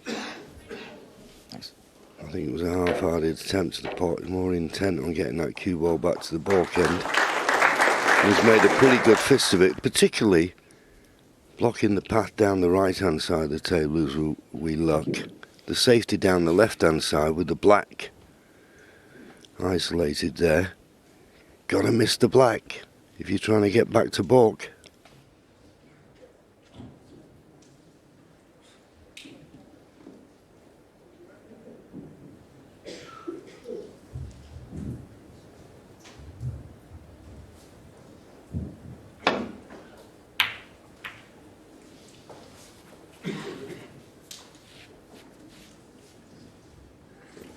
Well, he's been fortunate the last couple of shots. The red he missed to the left middle, didn't leave anything, and well, fortunate to get the cover for the red over the right corner pocket. I'm not sure if the red will go in off the red that's near the corner pocket, making it a big pocket. Might be just a little bit too far away from it. You think the red that's on the right, near the right middle, play that off the right cushion, in off the other red possibly, screw the cue ball back to baulk. Looking at the angle now. I think the only thing that tempts you into playing it is even if the ball you're playing doesn't go in, at least you're knocking the other one away from the corner. But the thing is, you're trusting a little bit to luck, and someone of Ronnie Sullivan's ability doesn't really like doing that. So it looks like he's just playing a little containing safety, but he's not hit that. Has he? Has he hit it? Well, he hit it, he just got the wrong line. Pang and Ju4. Miscalled. Back. And accepted.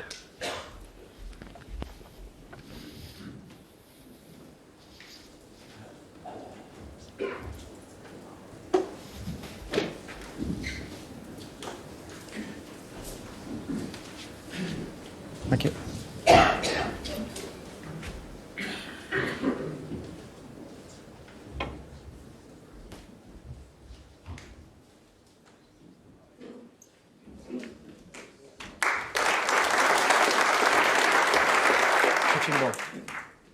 Yeah, you very rarely see Ronnie take any undue risks, do you? And I think that's why the players that you're supposed to beat convincingly does so, because he doesn't allow them back into the game in any way. I think a lot of players would have been tempted to play that shot that we mentioned, the red enough the other one, screw the cue ball back to baulk with a 3-0 lead and knowing that their opponent is struggling out there. But no let off from Ronnie, or no let up, I should say.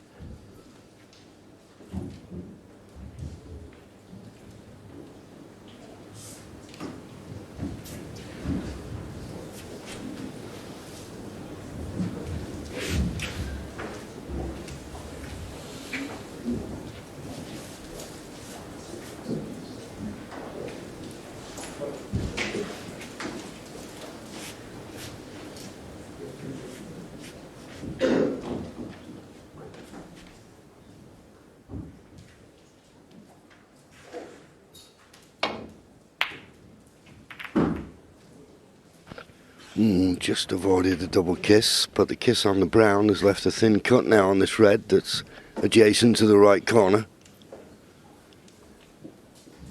So Pang Junzhu has won this little safety battle.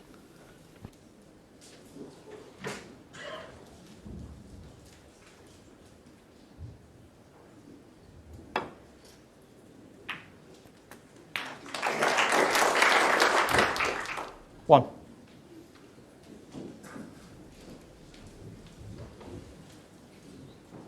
I'm not sure if the kiss on the green was a good one. Has he got any angle on this brown to the cue ball up the table? And he's had a look at the green. It's back to the brown, which is obviously the easier pot, but the more difficult positional shot.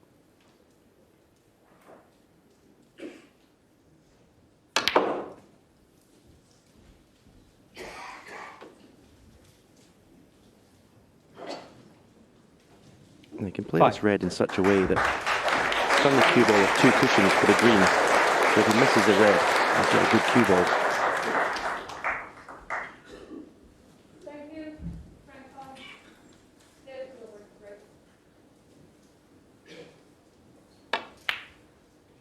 Oh, played it very positively. Very positively. That was his best shot of the morning. Lovely pot and lovely control of the cue ball. I mustn't be feeling well, JV. Play the cue ball up for safety. Well, you're only trying to read the player's mind, but no, right, that was a superb shot. And you just get the feeling now he needs to make the most of this opportunity.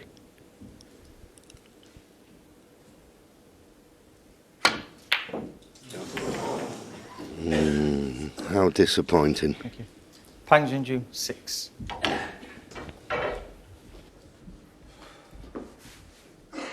Yeah, you can almost feel, can't you, how important that shot was. You could get it from him that he seemed to take just a split second longer than he should have. Put more importance on it.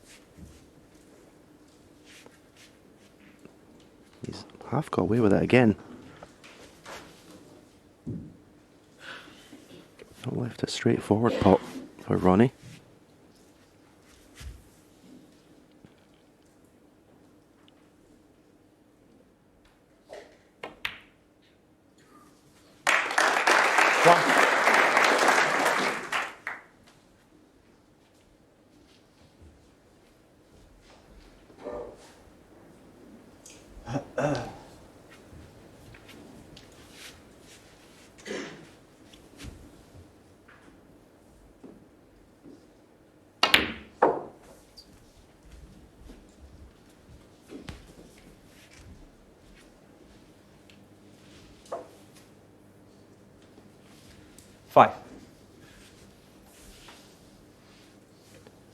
You see average frame time just under 20 minutes a frame, which is not O'Sullivan-esque. 6. In full flight. But the important thing that he's still dominating this match. Even though his highest break is only 61.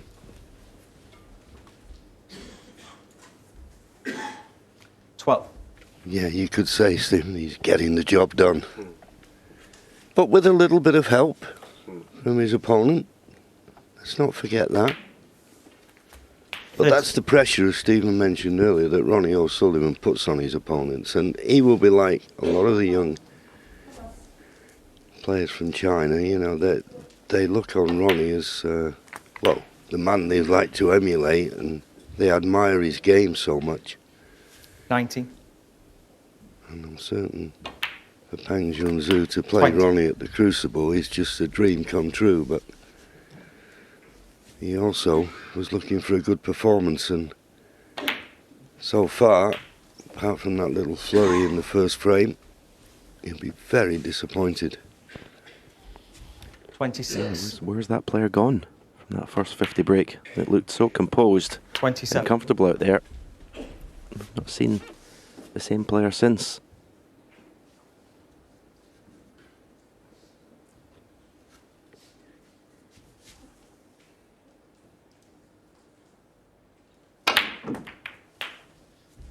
Well, he had a look there.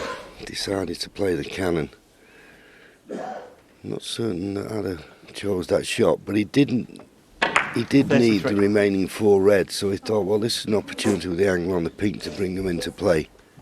It's gone wrong. 5 points to lead. And I can't see it improving here, just a safety shot to go at.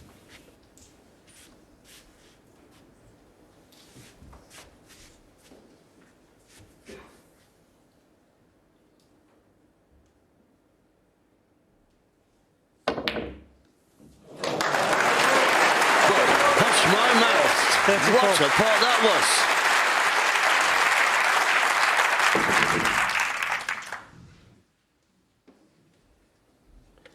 Very clever cue ball though, wasn't it? Incredible pot with awkward cueing, but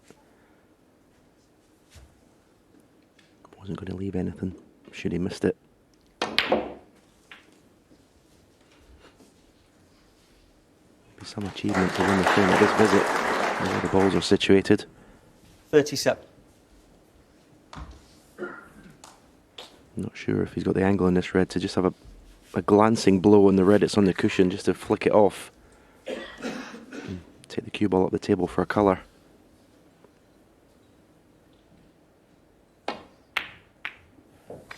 $38. Yeah, a little unlucky. Well, I say unlucky. Well, all the black does pass the red. It's perfect. Tricky black. But it's on.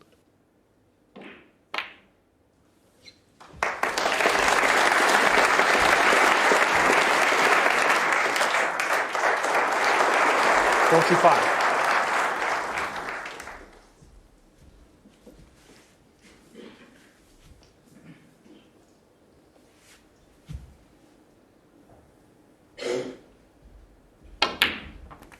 $46.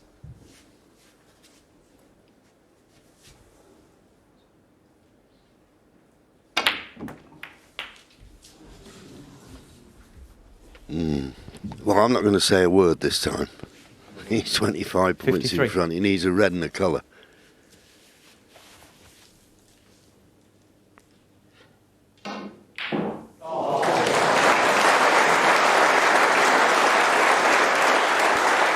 Ronnie O'Sullivan, 53.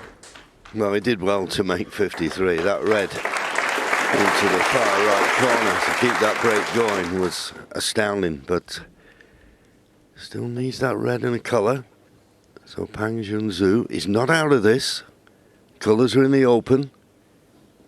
If he got first chance to spot this red, he could still pinch this frame.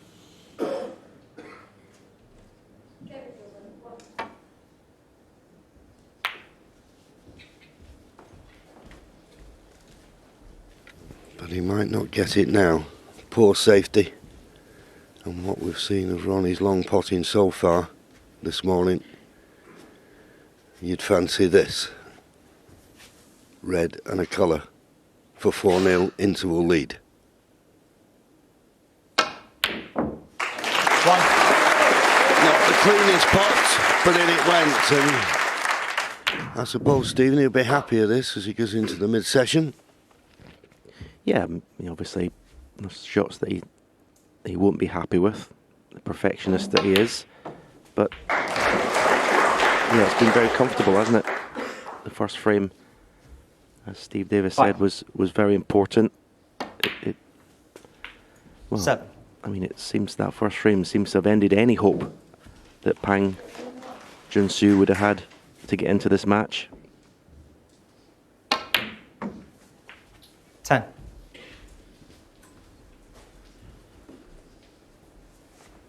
Yes, all those dreams and aspirations and the thrill of playing 40. 7 times world champion Ronnie O'Sullivan at the Crucible are all fading to a distant memory now. 90. Because you only really enjoy it if you can produce your 25. best, and he hasn't done that.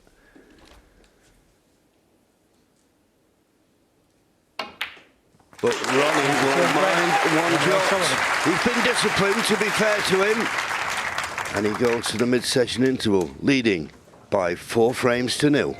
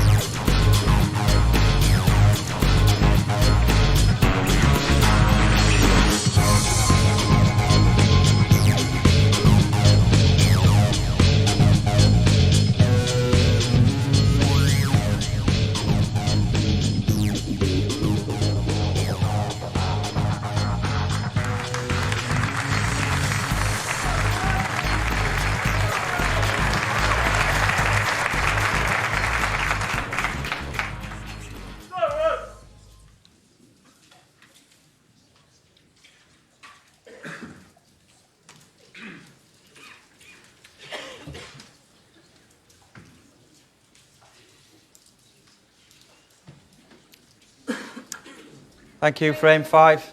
Frame 6. Ronnie O'Sullivan to break.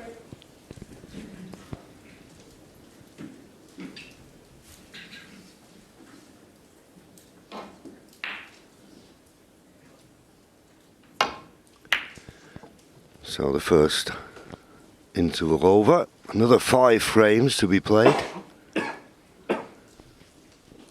And, well, the question is, can Fang Junzhu put the disappointment of the first 4 frames behind him and get some kind of foothold in the match? It's not looking likely at the moment.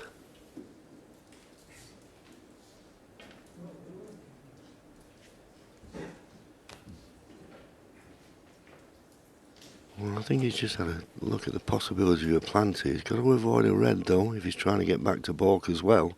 Possible plant. Got it. 1. And not the worst flick on the blue, although the cue ball couldn't have finished up in a much worse position. Just was able to make the plant. But nothing to do with the cue ball here, just drop the blue in.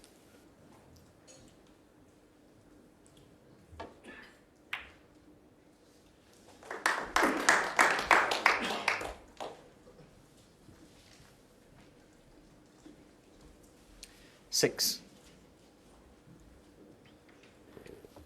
I think he can avoid contact with the black, playing this red for the black to the same pocket.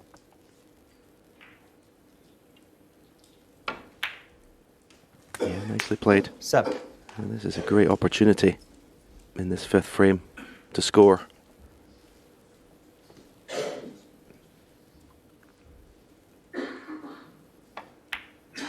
If Pang Junsu is not going to take advantage of these opportunities, well, this match is going to be over very quickly.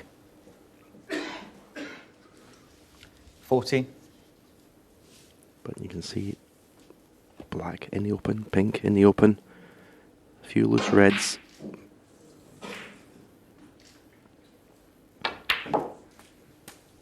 I would 50. imagine he'd have been on the practice table at the interval, just trying to find that bit of rhythm in his cue action.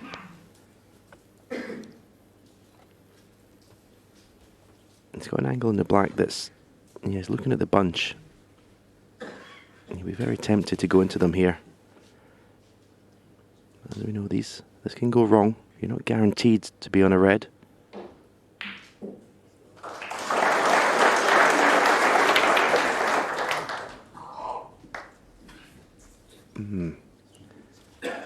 He's got a choice of 2 reds to either 22. middle pocket. None of them are easy, though. Yeah, you always need a little bit of luck when you go into them, but it was the right shot.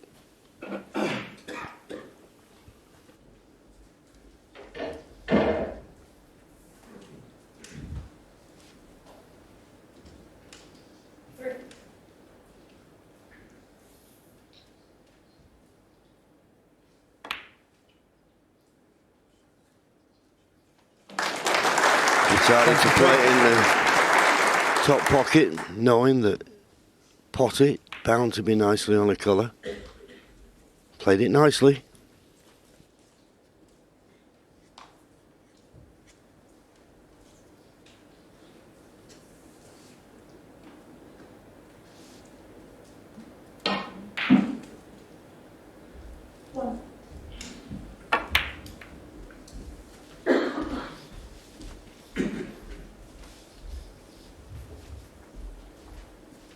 Anxious look to see where the pink's going to go.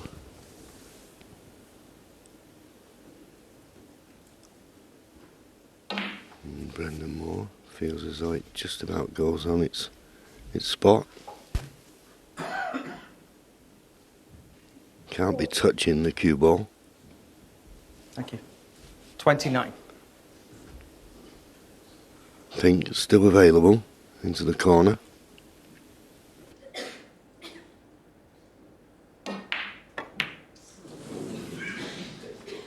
$30.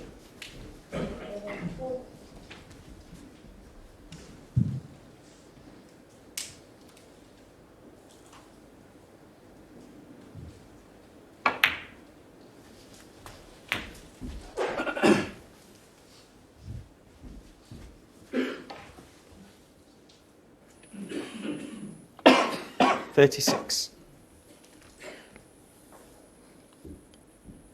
Got to go for the blue this time. Not imperative you get past the blue, because obviously that red to the right of the green is available, but you'd prefer to stay 37. down this end of the table. Played it nicely.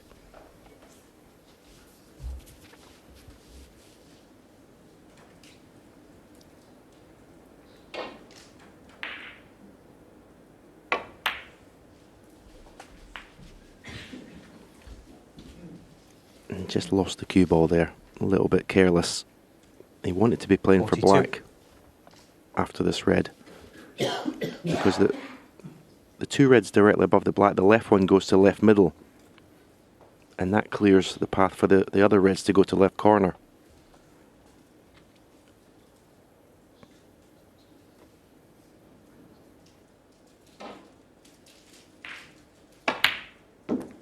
.43. Can you be quiet with those wrappers and packets, please? Yeah, just in the background there, saw Brendan Moore as you heard the rustling of a sweet paper.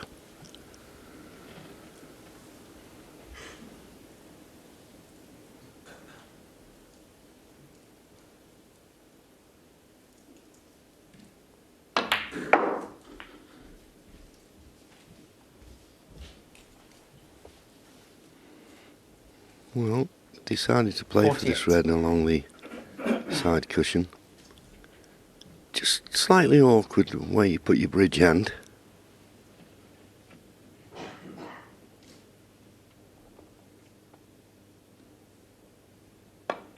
But a nice 29. clean pot and nicely on the black.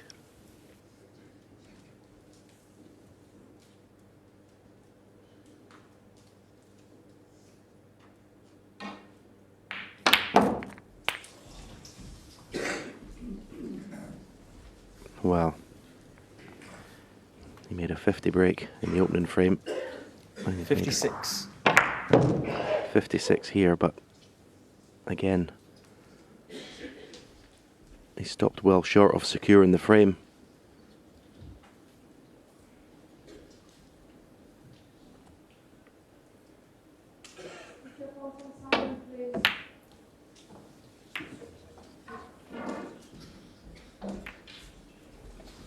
Pangjanju, 56. Well, that could not have finished up worse.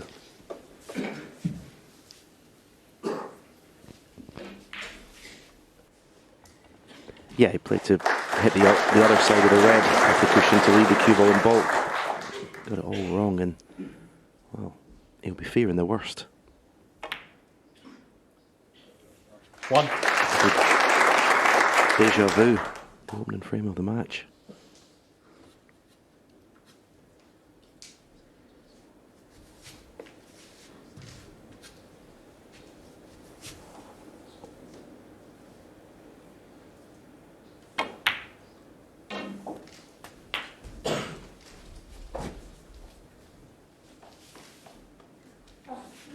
Not a straightforward run to the line, obviously. He's got this red he's nicely on, and then he's got the one just below the two reds underneath the pink.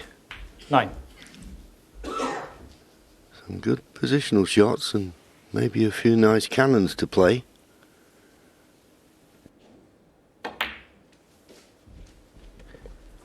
Yeah, that's a beautiful shot. Deliberately finishing low on this red. So when he pots it, 14. he can just open up the two that are below the pink. That last shot from the blue was pinpoint accuracy.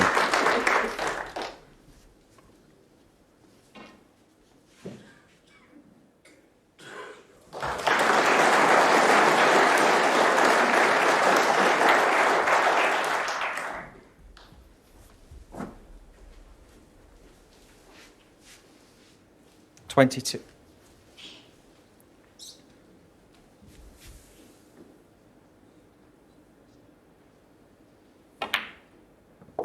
.23.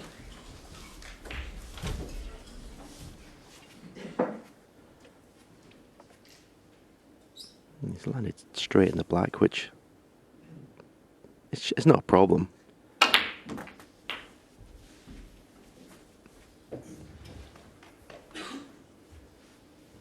30.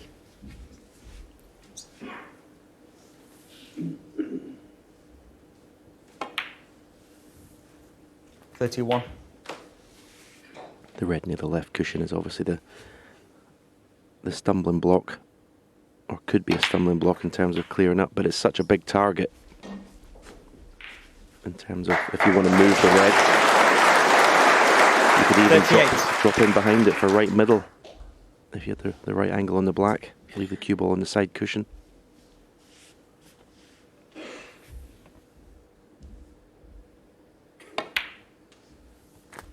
$39. And that looks absolutely perfect. As Stephen said, you can either drop to the cushion and leave the red to the right middle, or you could play with a bit more pace, come off the cushion and move the red in more into open play. His choice.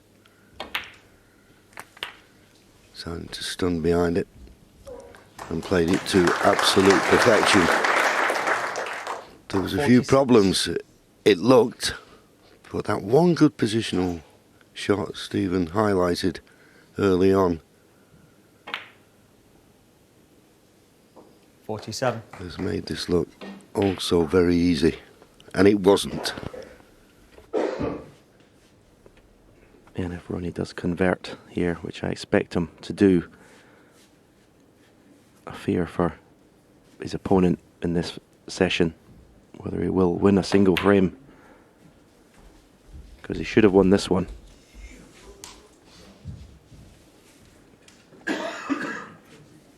$51.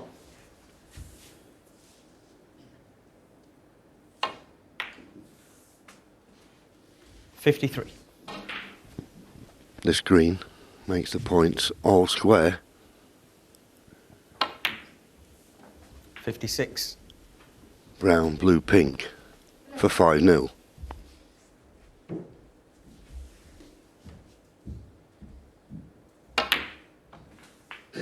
$60.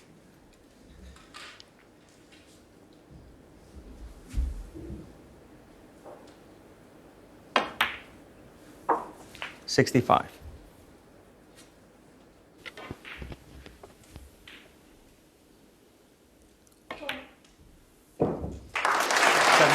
Not bothered about the black. What a wonderful frame-winning contribution that was. That was top draw from the defending champion. 5-0.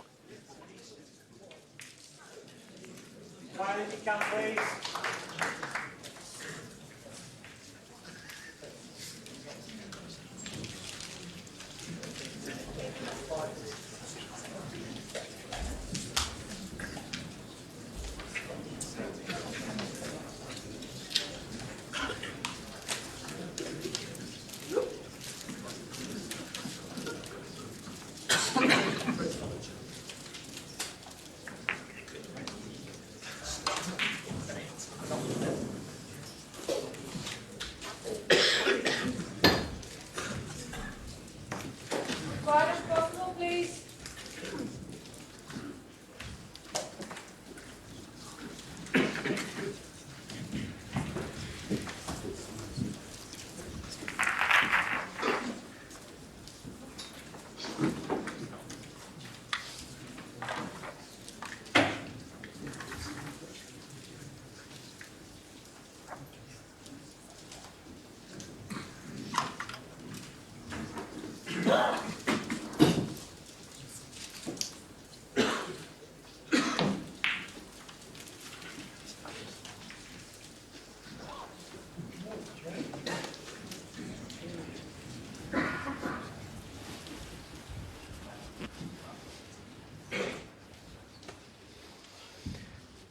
Thank you, frame 6. Pangton due to break.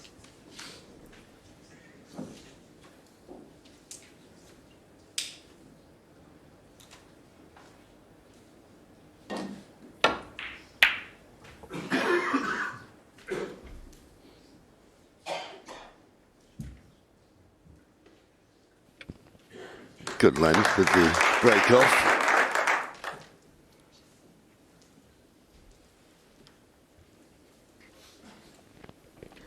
Yeah, when you get the cue ball tight in the baulk cushion, you actually don't mind leaving a red on for the corner pocket. But Ronnie's too experienced to be tempted to play that one. But that's not a good safety shot. But he's been lucky, I think. Does the red go past the black? Judging by Ronnie's expression, I think it does. Maybe not. Maybe the expression was just at the bad shot.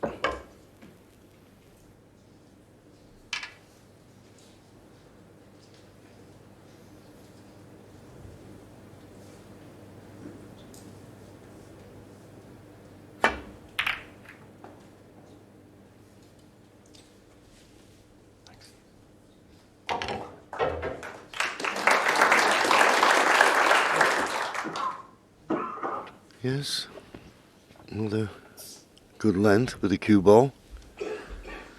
Gives Ronnie a problem here. Very difficult to see how you could get the cue ball back to the balk end.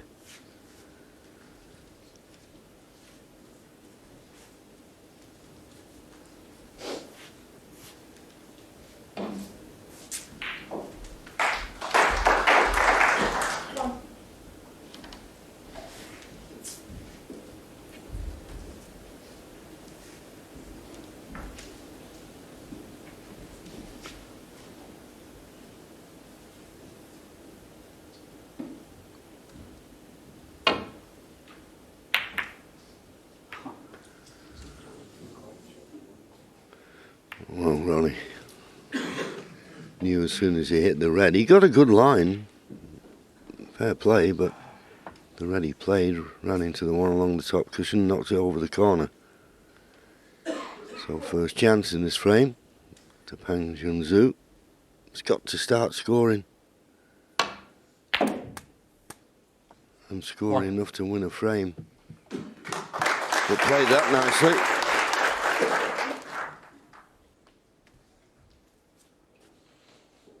Yeah, well, he was 4-0 behind to Ken Doherty in the qualifying, so going behind, he's got experience of coming back from. It doesn't faze him that much. Okay, it's a different matter here against the defending champion in the Crucible Theatre, but it at least shows his head doesn't go down completely. A little shake of the head there. May have to play red to left middle now instead of this one. Want it to be higher with the cue ball. And see, you can't avoid the red to the left of the one he wants to play here.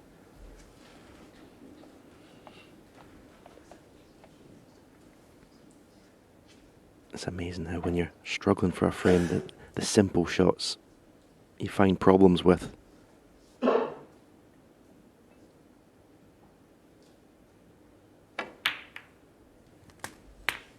Nine.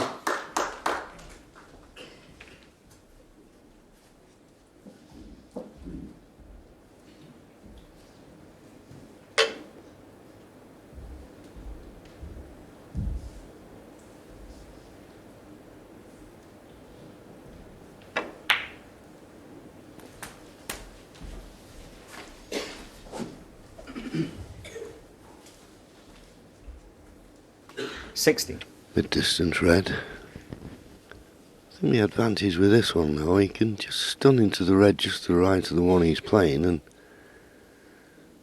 still be on the pink to the right middle. So not much to do with the cue ball.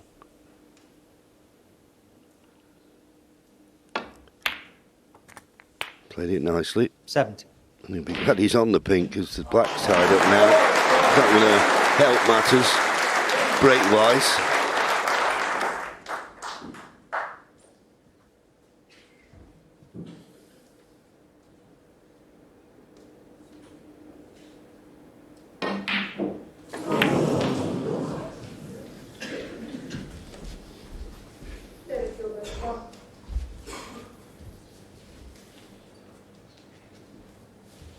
$23.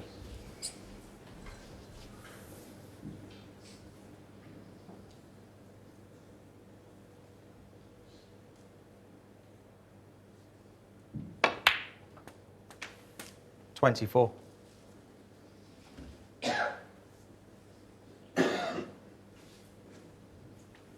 Nice shot there to get right side of the pink. He has got an option and a big target to go into the pack here.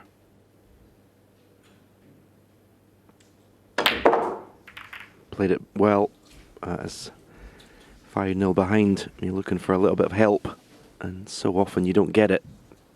You couldn't have played this any better through the gap. Tough shot this to right middle.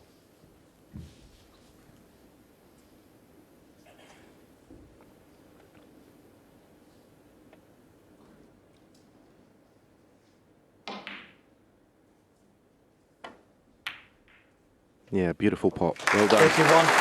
Played it positively as well, fully committed. Left the cue ball short at the baulk line. Could have been excused for playing that with an element of safety. Well played.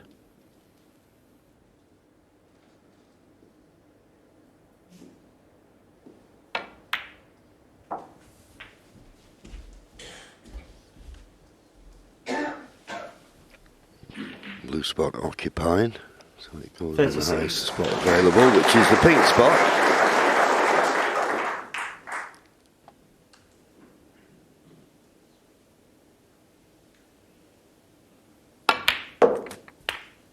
$37.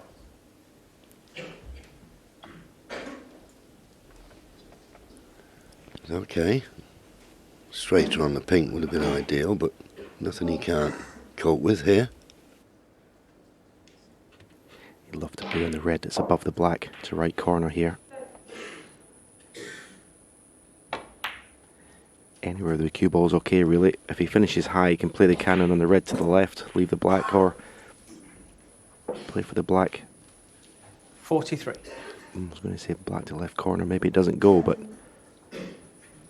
he's still got plenty of options.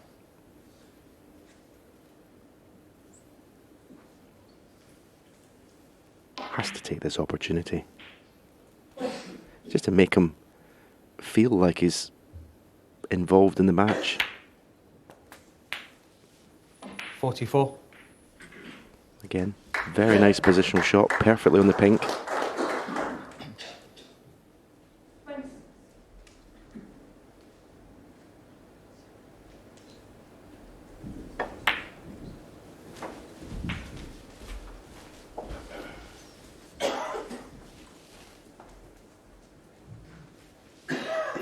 His third 50 of the match. Still nothing to show for it, frame-wise.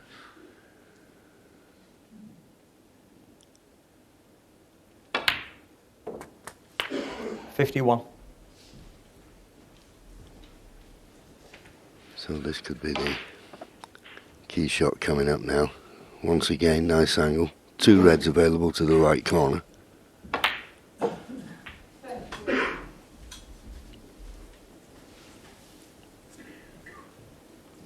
$57.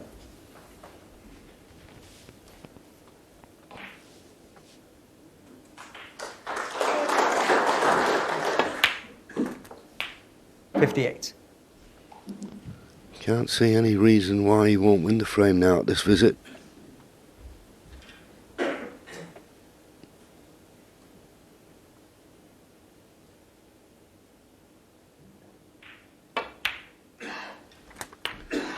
Just a red and a colour, and he gets his first frame on the scoreboard. 63.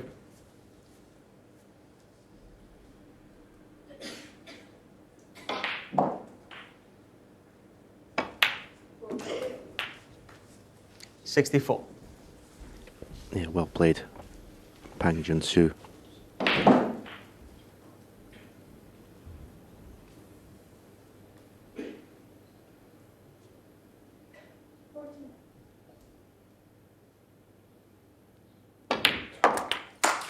Taking these so well. His cue ball has been immaculate throughout the whole break, you have to say. 69. The highlight, red to right middle. Cannon the red away from the black. And every chance of making the century. 70.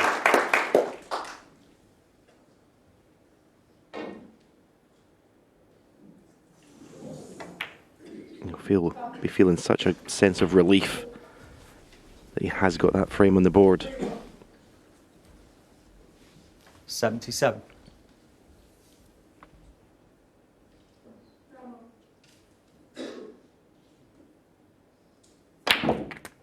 $78.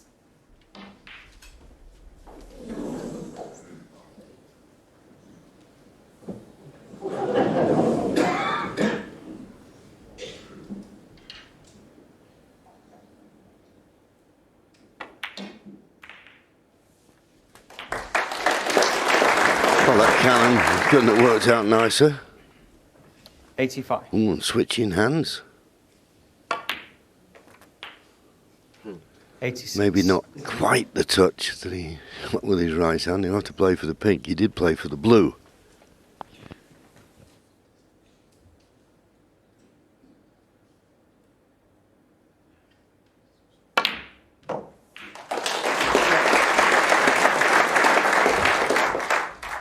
Red and black for the ton. 92.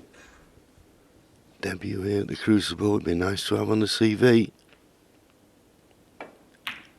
His first century break. 93. Looks a certainty now.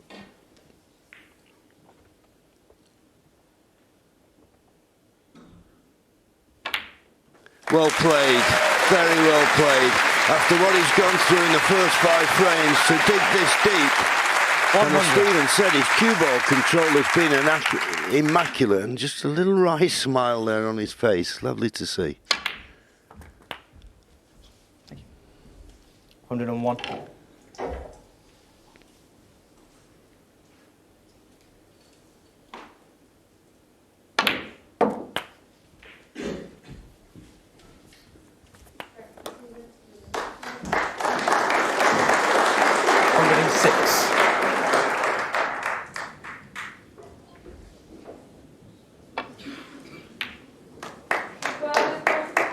$108. And we always say with snooker, don't we, Stephen, no matter how good you are, when you sat in that seat and the other man's at the table, there's nothing you can do about it.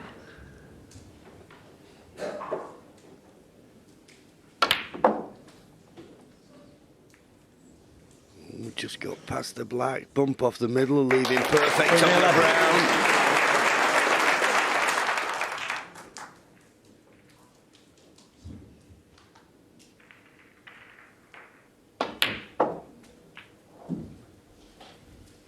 $150.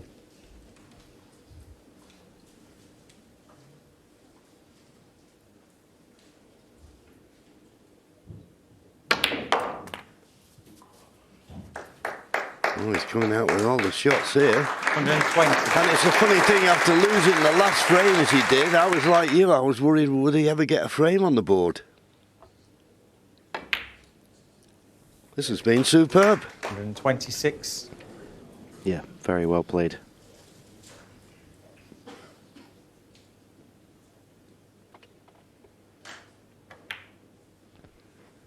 Does it drop in? Does it drop in? Wonderful break of 133. Gets him off the mark in style.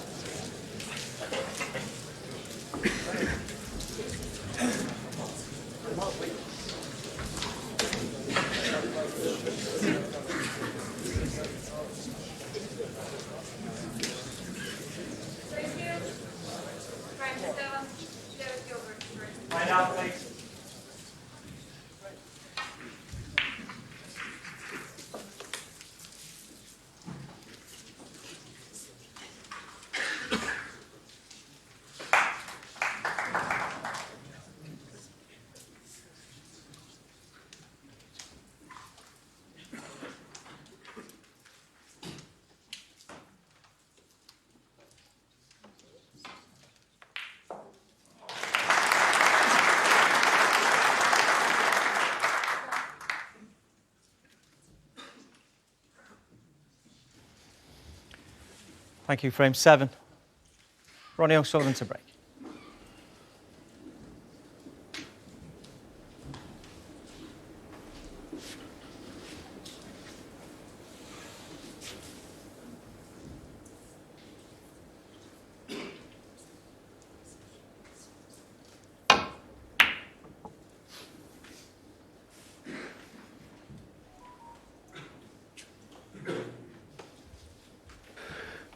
Well, it was a bit heavy-handed, the break, but the green has come to Ronnie's rescue there.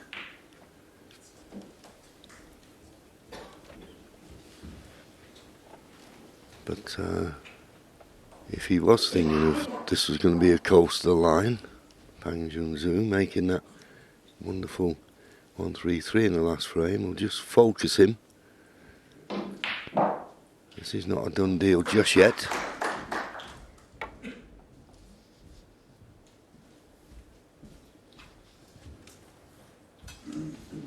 Foul and a miss. Ronnie O'Sullivan 4.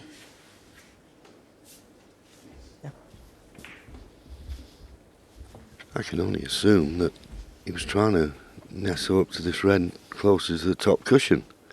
He was so far out with it, I'm wondering whether that shot's on. Maybe the brown just blocks that path.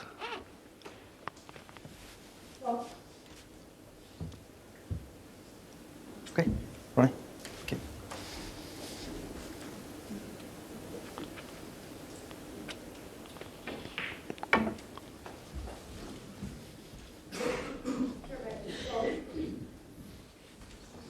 Foul and a miss. Ronnie Don't think that O'Sullivan. shot's on. No, he's swerving round the brown to try and widen the angle, but because the check side, it's sliding off the cushion and actually coming too narrow. I don't think, as you say, I don't think this hits on. He's going to have to hit a red this time, I think. Okay. Ronnie, if I call the miss this time, the frame to Ronnie, okay? What now? Yeah, well, because he can hit both sides of a red, he's got to hit one. 3 misses and you forfeit the frame. No path back to balk.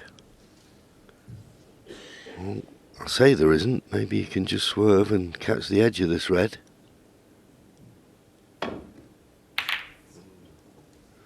Yeah, well, he couldn't hit it thin enough, and he's left a red.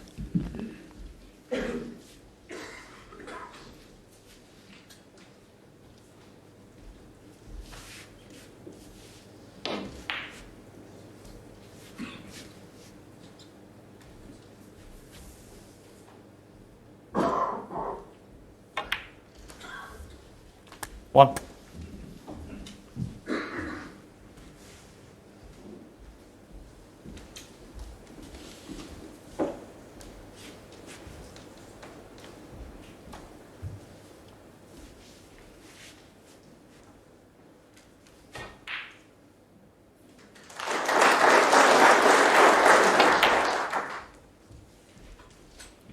When you come to the table, even though you've been left that easy opportunity, you never really feel that it's a real big break opportunity. But with the situation with the black and pink, especially the black, so we've got a bit of work to do to develop this chance.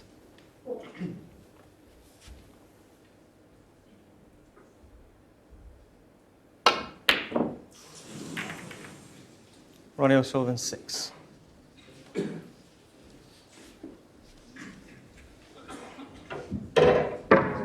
Yeah, just maybe put a little bit of left-hand side and just didn't strike it smoothly and just push the cue ball. That's why he caught the red too thick. Not left anything easy though, if anything at all.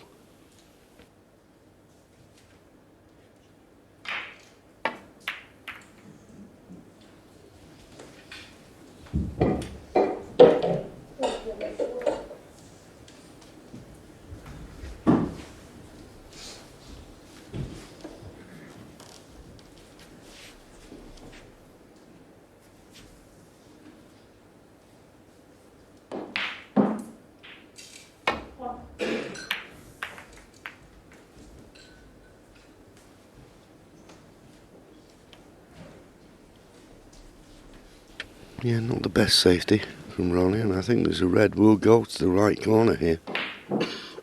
He's also looking at the possibility of a plant.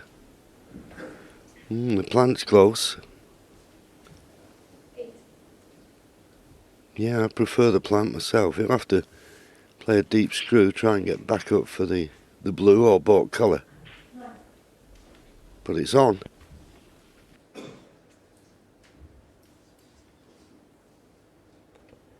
Yeah, he's playing a deep screw. Ball may go near the left middle pocket as well, maybe not. We'll see what happens here, but make sure you pot the plant. She has done. And, well, couldn't have hoped for a better result.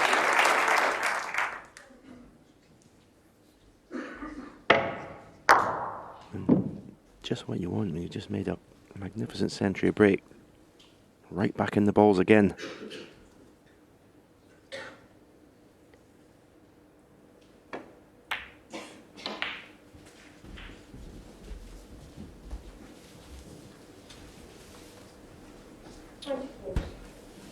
Six.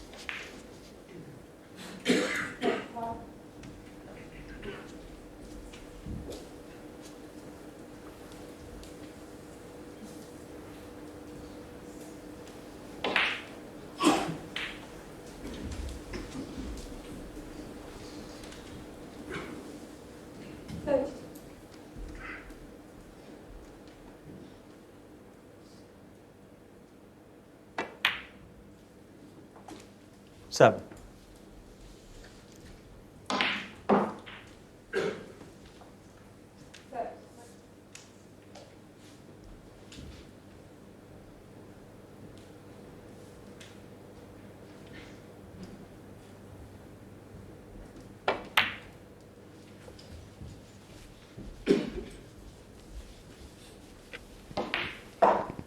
think the pink is available. 12. Maybe available to the right corner. That would help. You won't be too bothered about the black. Yes, as you see it goes, this corner and the left middle. 30.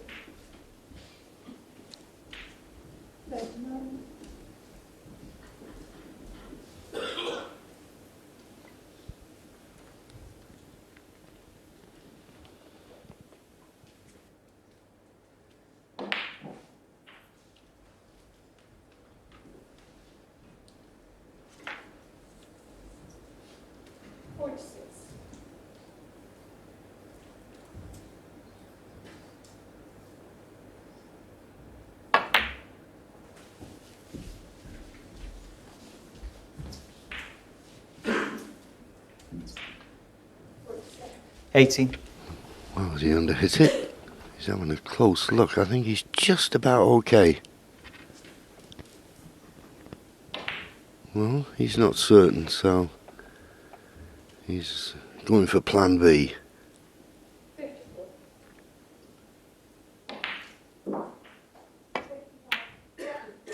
$90. Inch perfect. He certainly had that cue ball under control. The last frame and this one so far.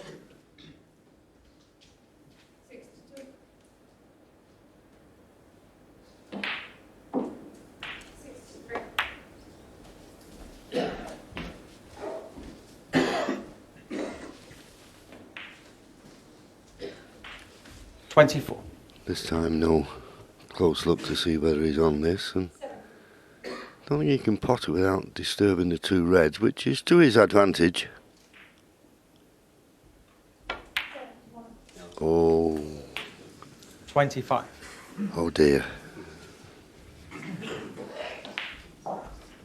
Just wanted to play a little stun run through, and it was all stun, no run through. Caught the second red, flung in the face. That's why the cue ball stopped there. End of break.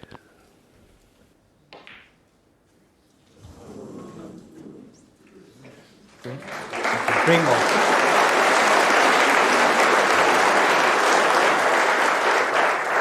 So, can you get the line and length perfect? You could get a snooker behind the green if you can do it.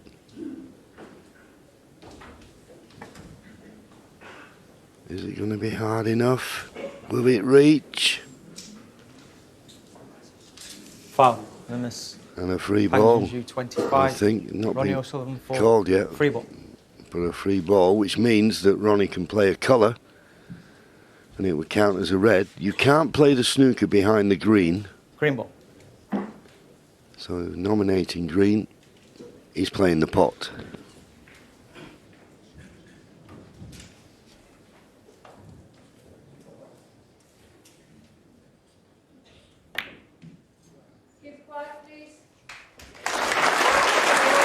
Yeah, the last two shots from Pang Junju were, you might call rookie errors. The cannon was, well, I just couldn't be low in the cue ball, and the snooker behind the green, you couldn't be short. Again, though, as has been common this morning, actually, when Ronnie's come to the table, balls are not in a brilliant position to make a frame-winning break. 5. No one better at developing balls into that situation.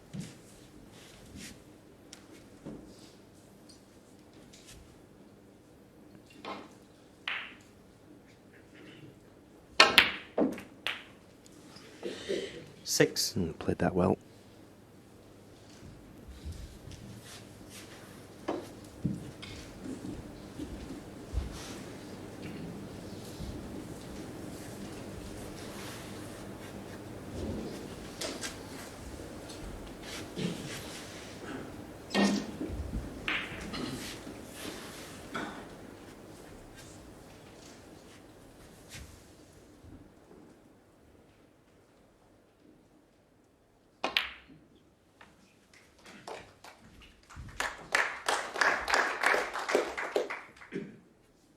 That blue is taking 11. 4 points into the lead. 12. It's not a straightforward run to the line at this visit.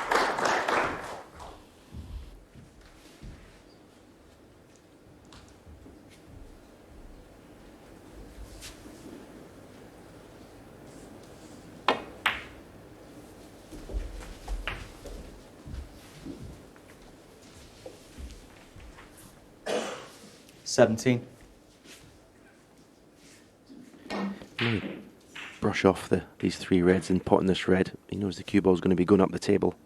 Let's try and bring these reds into the open. No, didn't bother.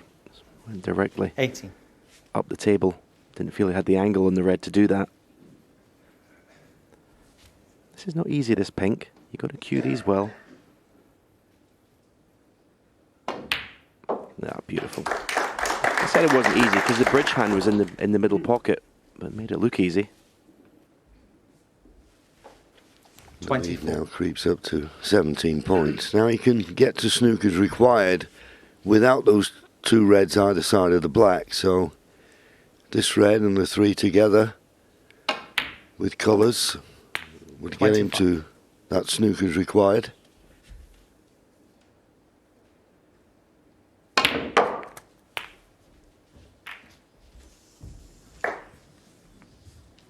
And always trusting to a little bit of luck coming after two cushions as he did. So if he's going to keep it going, he needs a good shot here.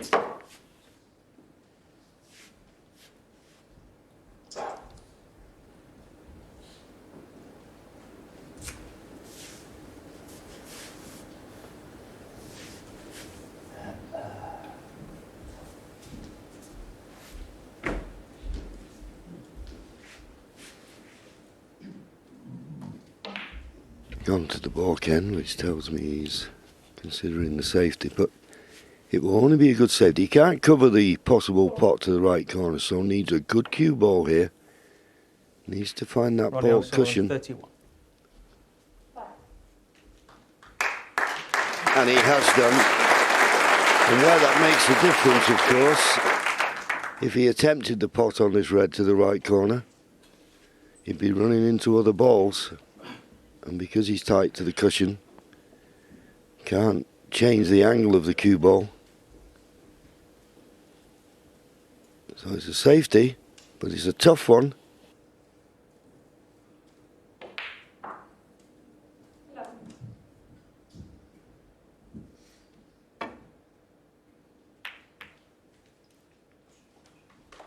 Well played. Very well played.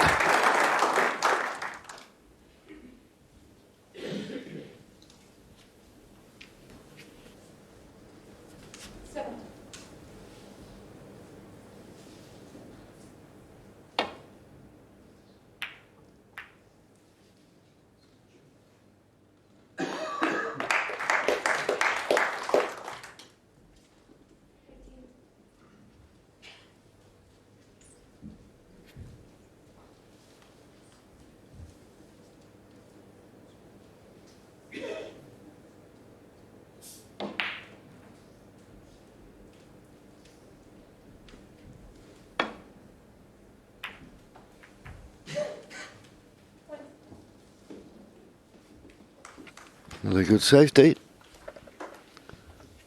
Now is there a gap?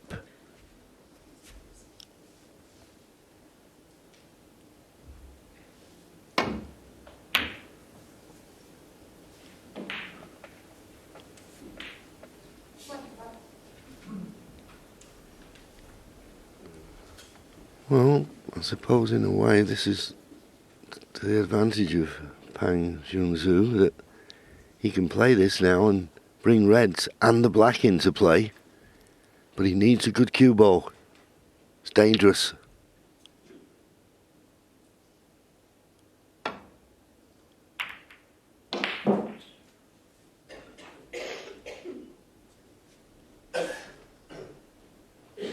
Didn't get the good cue ball.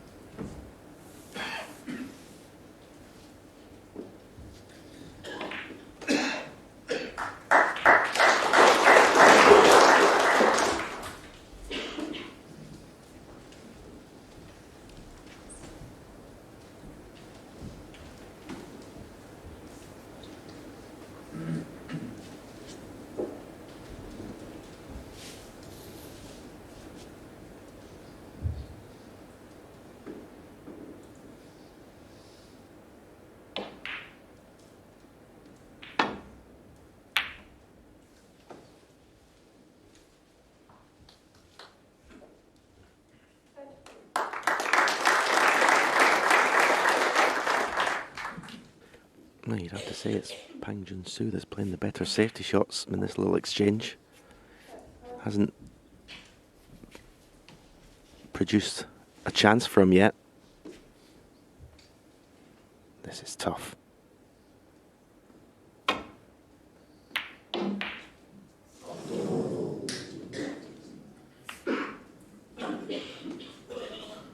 Well, there's a chance of this red to right corner. But again, can you miss any contact on the other reds? He's missed a lot of these thin this morning.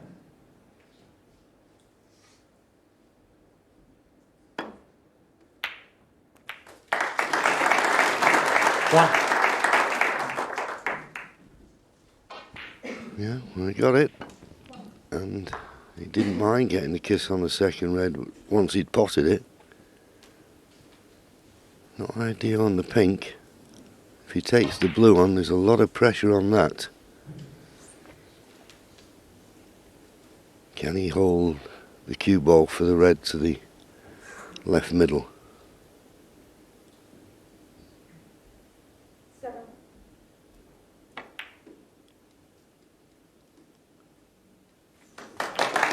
Played it nicely.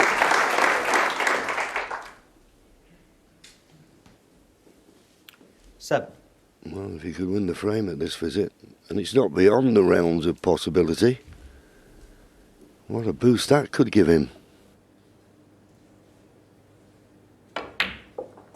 8.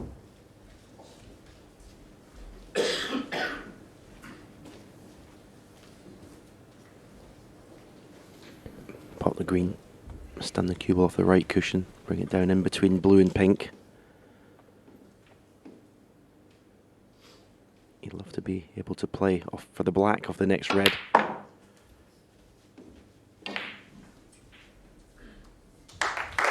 Well played. He can play for the black now. And if he finishes in the black in such a way, just slightly high, he can bring the red out that's right next to the black.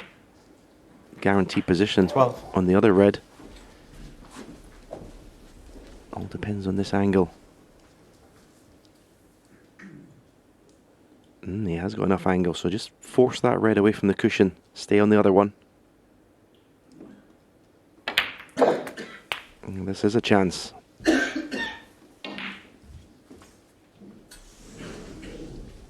19.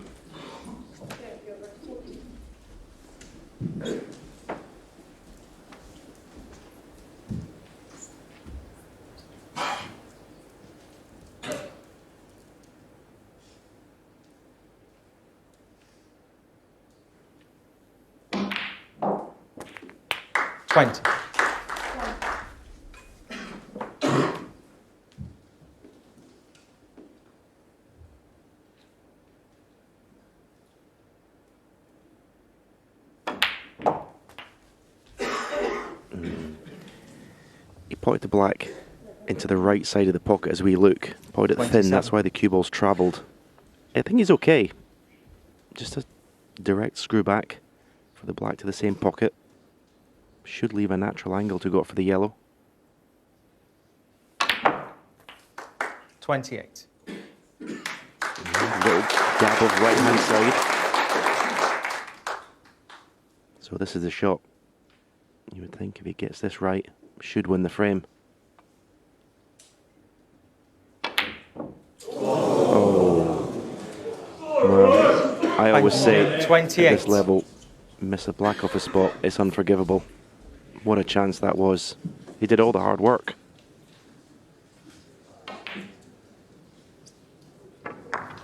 You can only put it down to the pressure of the World Championship. 2. He did all the hard work. He was in complete control, nicely on the black.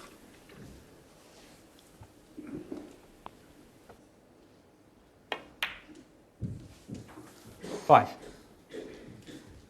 And that's why we say, Stephen, isn't it? You can go all season, people never miss balls, but you come out here and it's a real test of your mettle. Yeah, and it's always the easy shots that are the ones that let you down. Never the difficult ones.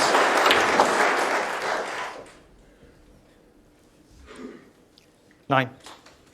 I said to Pang Junsu coming out this morning for this match, don't miss anything easy. It's amazing how well you would do in the match. Still needs the pink. This cue ball's going close to the middle.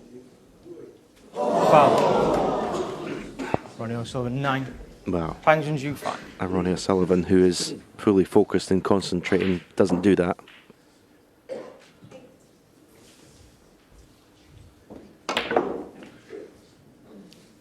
I mean, possibly the cue ball came off as an unnatural angle from the cushion, but that's just something you don't see Ronnie do.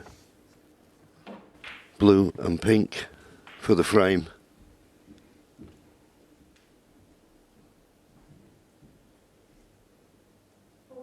Oh, well, that's disappointing. And I'll tell you why it's disappointing, because every professional practices that shot all day long. The blue from hand. Yeah, and overhit it, didn't he, with the pressure? He could have just stunned it in, didn't need to go to the cushion with the cue ball. 5. Well, in the end, he's gifted this frame to Ronnie.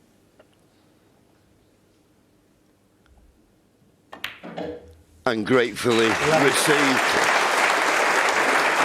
As we say, there's no pictures on the scorecards, but this will really hurt 18 on the frame. Junsu. What a chance he had there to put his second frame on the scoreboard.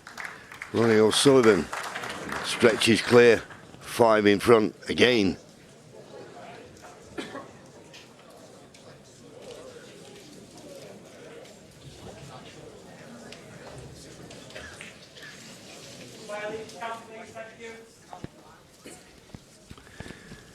Yeah, I mean, the black off the spot, as you say, Stephen, was unforgivable, but this blue from hand.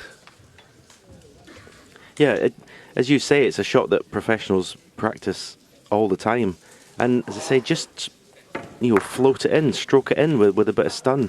You don't need to go near the cushion. And it's just a sign of pressure that you overhit. And, yeah, I mean, it wasn't really the blue. The black off the spot was the one, wasn't it? Yeah, and particularly after he'd won the frame previous with a 1-3-3, you thought, oh, he's just getting in stroke.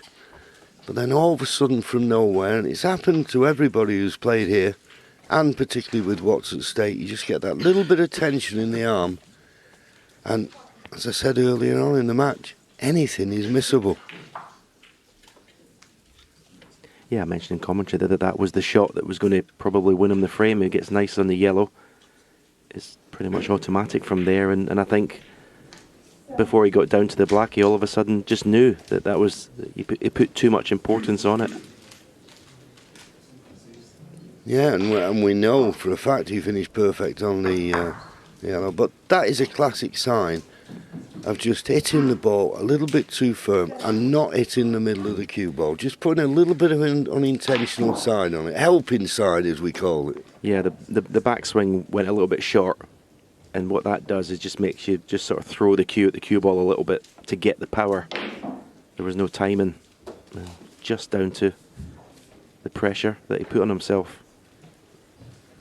Yeah, we're so used to these top players making the game look so easy, but I'm sure most of the people in the audience and the people at home, who've tried to play snooker, they realise how difficult it is.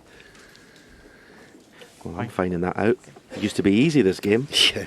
It's become very difficult all of a sudden. Panjun due to break.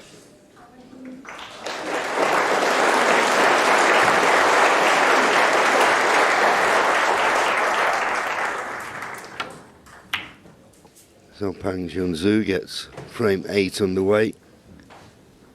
This one and one more will complete this first session. These first round matches, remember, best of 19. So 9 the first session and whatever's remaining in the final session. Keep quiet, please.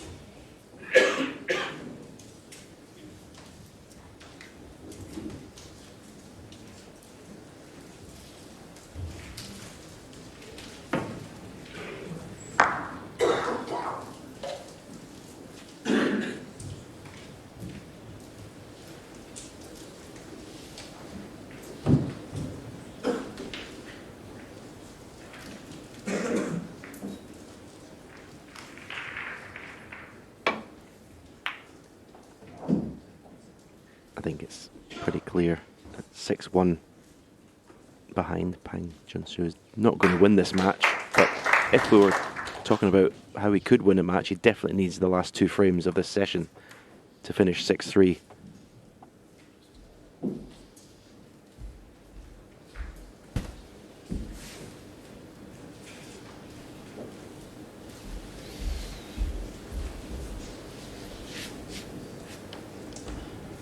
Third round of this session. There we go. One day.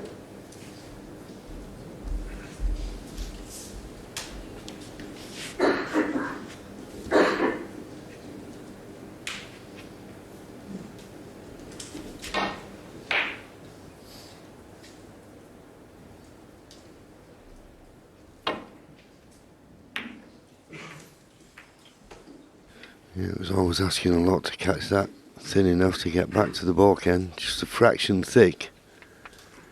And caught the jaws of the pocket, took all the pace out of the cue ball.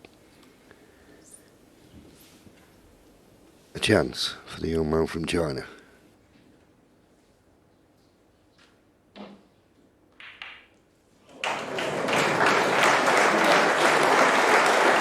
One.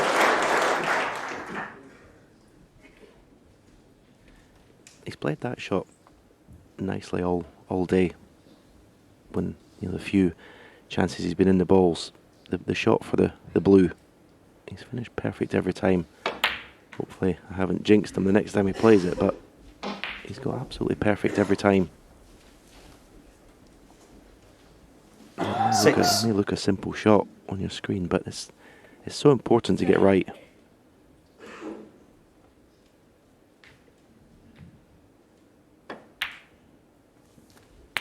Seven. Potting that red has made the black clearly available into both corners. Good opportunity.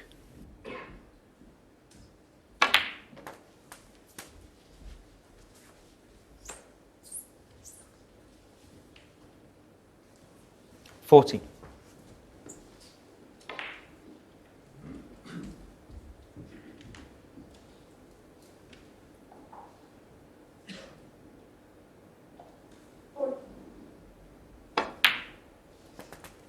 $15.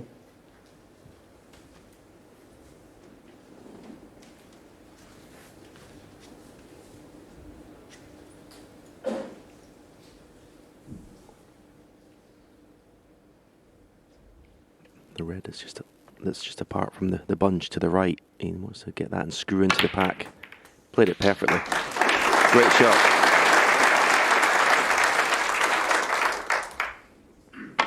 $22. Very well played.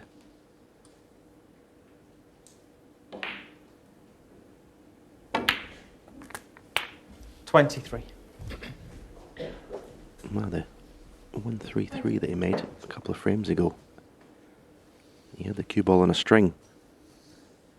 Similar situation here.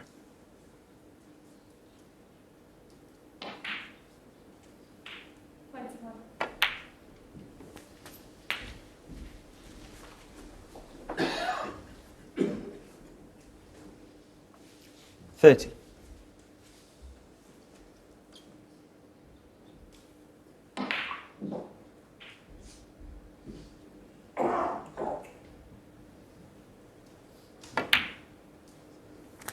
$31.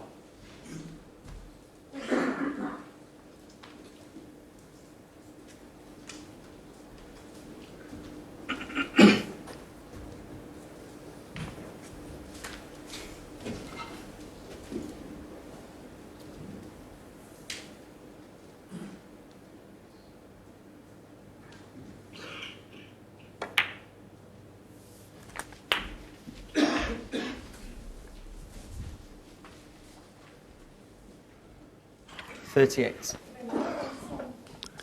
One of the more difficult reds.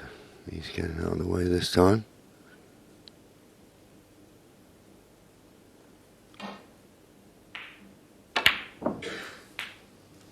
$39. A little bit straighter on this black would have been better. But I think he can just about hold for the red in the middle of the table.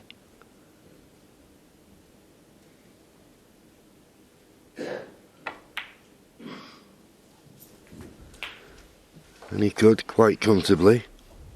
Probably play the one to the right middle. 46. Well, he's certainly shown, well, you can not forget the black in the last frame, but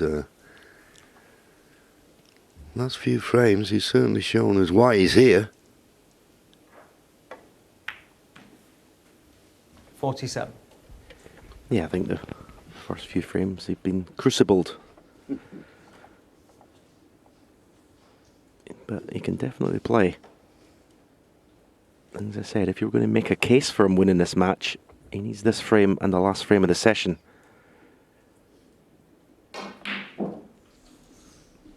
Looking to see if these bottom reds, well, they're certainly not set to the pocket, are they, as a plant? May choose to play a cannon into the red. It's just to the left of the pink. I think if you go directly into the pink, it can go wrong. He has done. He couldn't have hit it any better. And you have to say he's been very unlucky. Okay, he's got a red on, but 52. It could have been easier the way they've split. Yeah, I would have favoured just sliding past the pink, just hitting the edge of him. You'd have still had the one to the right middle. But he deserved better than that. Thin cut, facing him here. Red to the far left corner. Another possibility. But was hoping for something easier. Yeah, this camera angle we've got makes it look quite simple, the red from the left corner, but it's anything but. He should be able to keep this relatively safe should he miss this. Screwing the cue ball back for the black. Great shot. Should be the frame now. 53.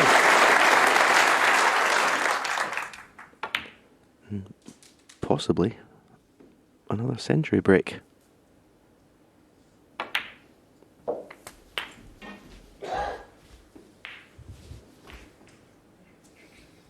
$60.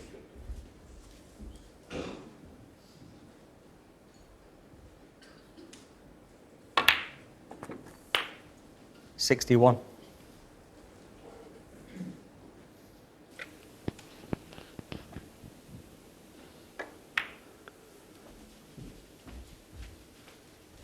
So, one more red. Colour. Snooker's required. 67. And I agree with Stephen. The final frame of this session is going to be very interesting. And the reason I say that, Stephen, is 68. as we've seen in the last few frames, he does look like a heavy scorer. And a heavy scorer is a danger to anybody.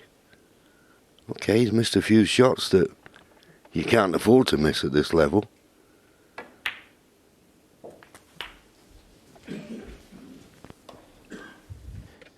Yeah, it's very neat and 75. tidy when he's in amongst the balls.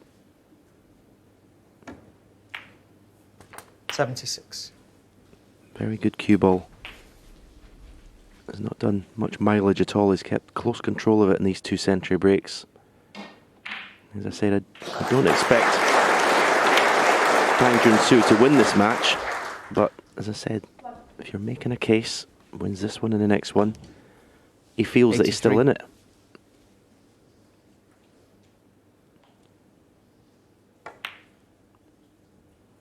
Oh, what a shame. No century breaks this time, but and the frame. a one-visit win with Pang Junsu, and he takes his second frame of the match. It trails 6-2.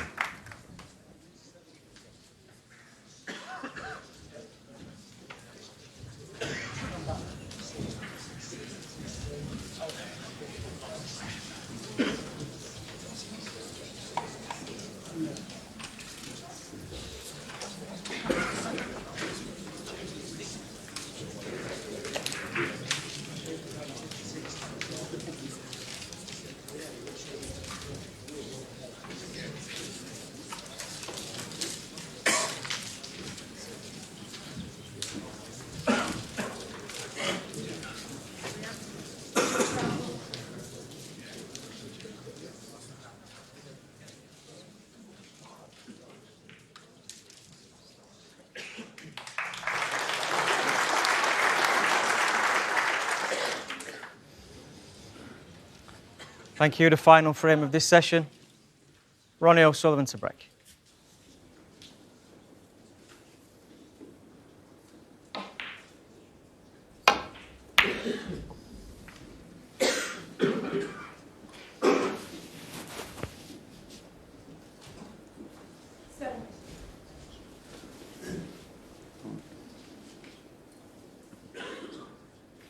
Decent cue ball, but this red is on, and it's just far enough away from the ball cushion where you can dig in and make an angle.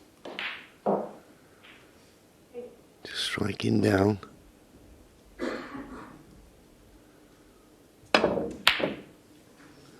Never easy.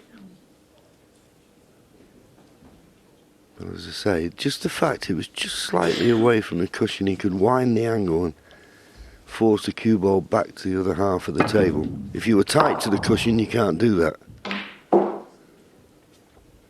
Certainly left nothing easy, and I think it's just a safety shot. for Ronnie.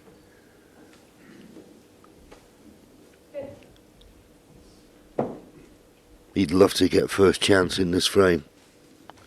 Not saying there's any alarm bells ringing, I agree with Stephen, but 5-0 in front, finished the session just 3 ahead, and the young man showing signs that he's getting into the crucible mode, if you like, and producing some good snooker. Could make him dangerous this evening.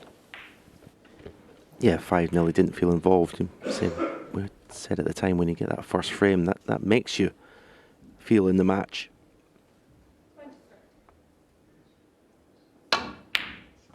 Oh, beautiful stroke.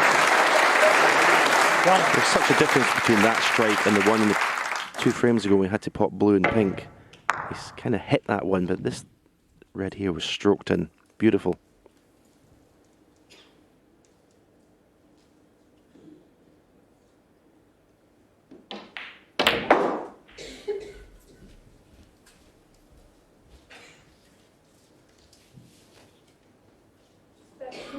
Not exactly as played. He's on this red just above the black, but he can avoid running into other reds. And therefore it begs the question, how does he get good position?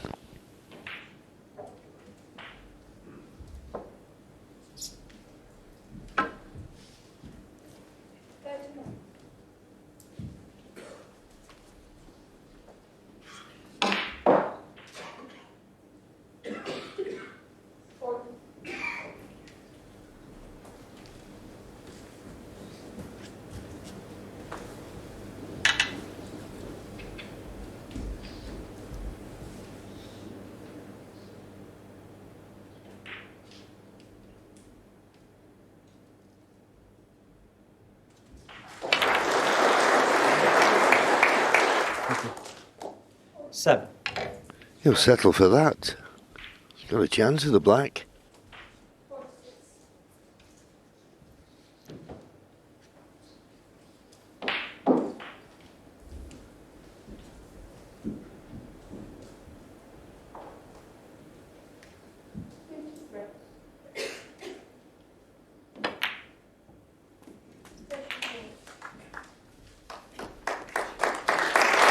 Yeah, well played. 14. Not the easiest positional shot this to get nicely on the colour.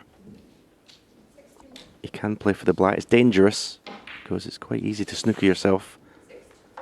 So may play a more percentage shot and try and go up for the blue. He played for the black. 50. And he's perfect.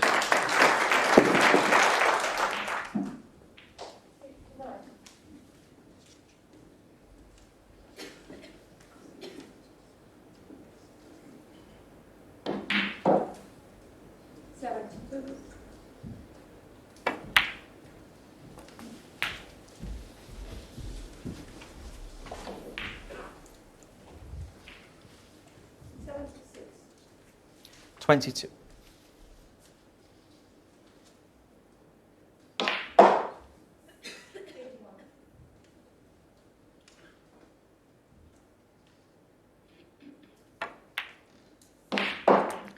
$23.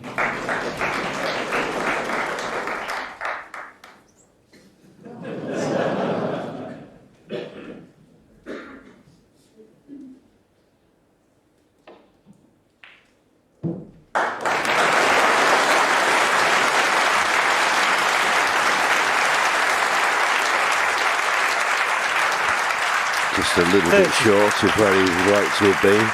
It's another case of you pot the ball, but you can't avoid a kiss on a second red, so position not guaranteed.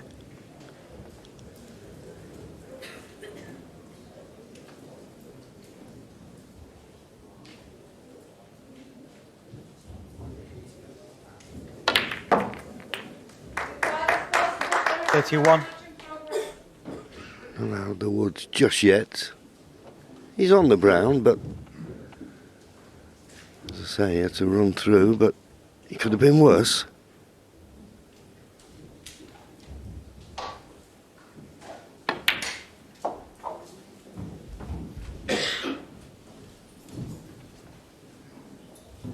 Yeah, just picking up on what you said, Stephen. You can see now the way he's cueing the ball. He's not hitting at the ball, is he? He's going through it nicely and letting the top spin and back spin do the work. 36. Well, he cued across that. I'm not quite certain how that went in. You know, but now that it has, you feel like you've dodged one there. And just sort of, it should solidify your concentration. You know, you got away with one.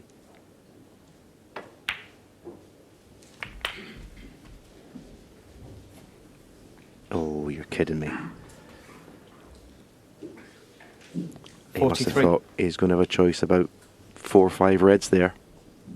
It's just landed awkward. He's got one to right corner, but he can't believe that he's finished with a difficult shot here. Yeah, it's one of them, and you think, well, I'll pot the black, I'm bound to be on choice of reds, and he is, but they're awkward.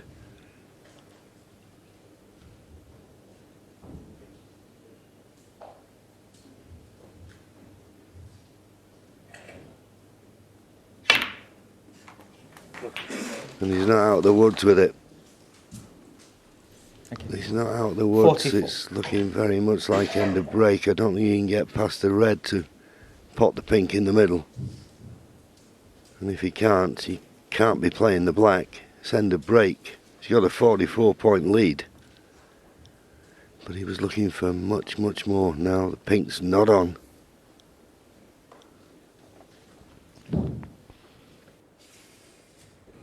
Yeah, there's an argument to say that he was unlucky with the black to land where he did with the cue ball, because as I say, he thinks the cue ball goes in an area is bound to be on reds, but it just shows you if you don't play a precise positional shot,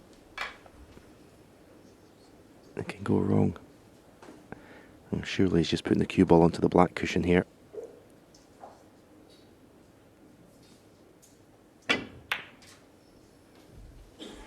Thank you. Pang Junju, 44. Yeah, I feel a little bit aggrieved. But at least he goes back to his seat with no disappointment, i.e. having missed an easy pot. Now can Ronnie just play a good telling safety shot to force an error? Or maybe a pot. Oh, so close, but it's not gone in and he's left it.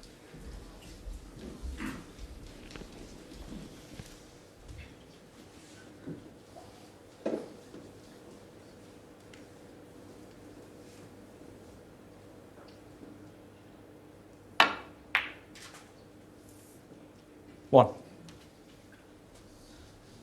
Well, I didn't think I'd be saying this when it was 5-0, Stephen, but could have been for a very interesting session this evening, because this lad's really struck form, and Ronnie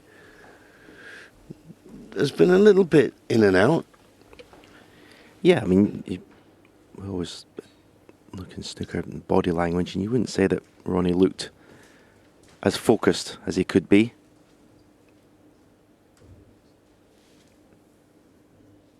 And he's, if it does go 6-3, he's, you know, you could argue that he has let his opponent back into this match that he didn't deserve to be. But all credit to Pang Junsu. 6. He's kept the belief in his own ability. He's scored well. He's been the heavier scorer 7. of the two players. That was a nice shot.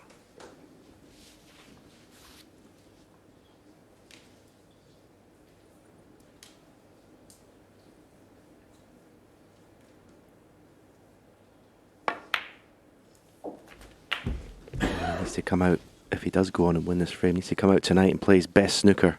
40. And you'd have to say, get a little bit of help from his opponent.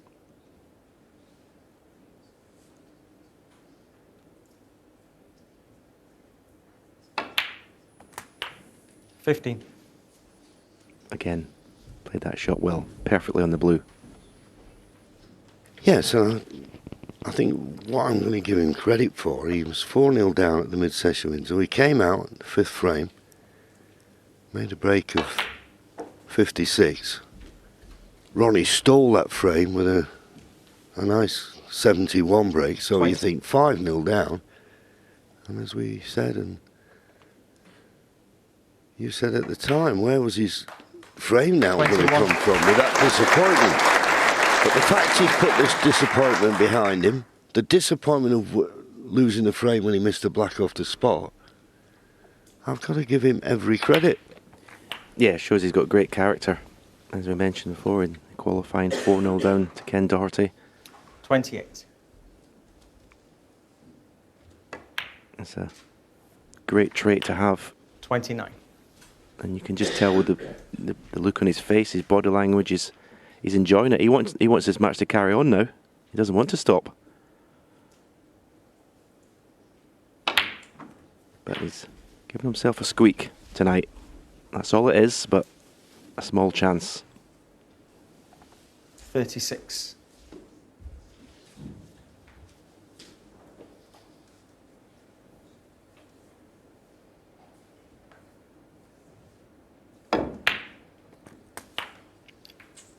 $37.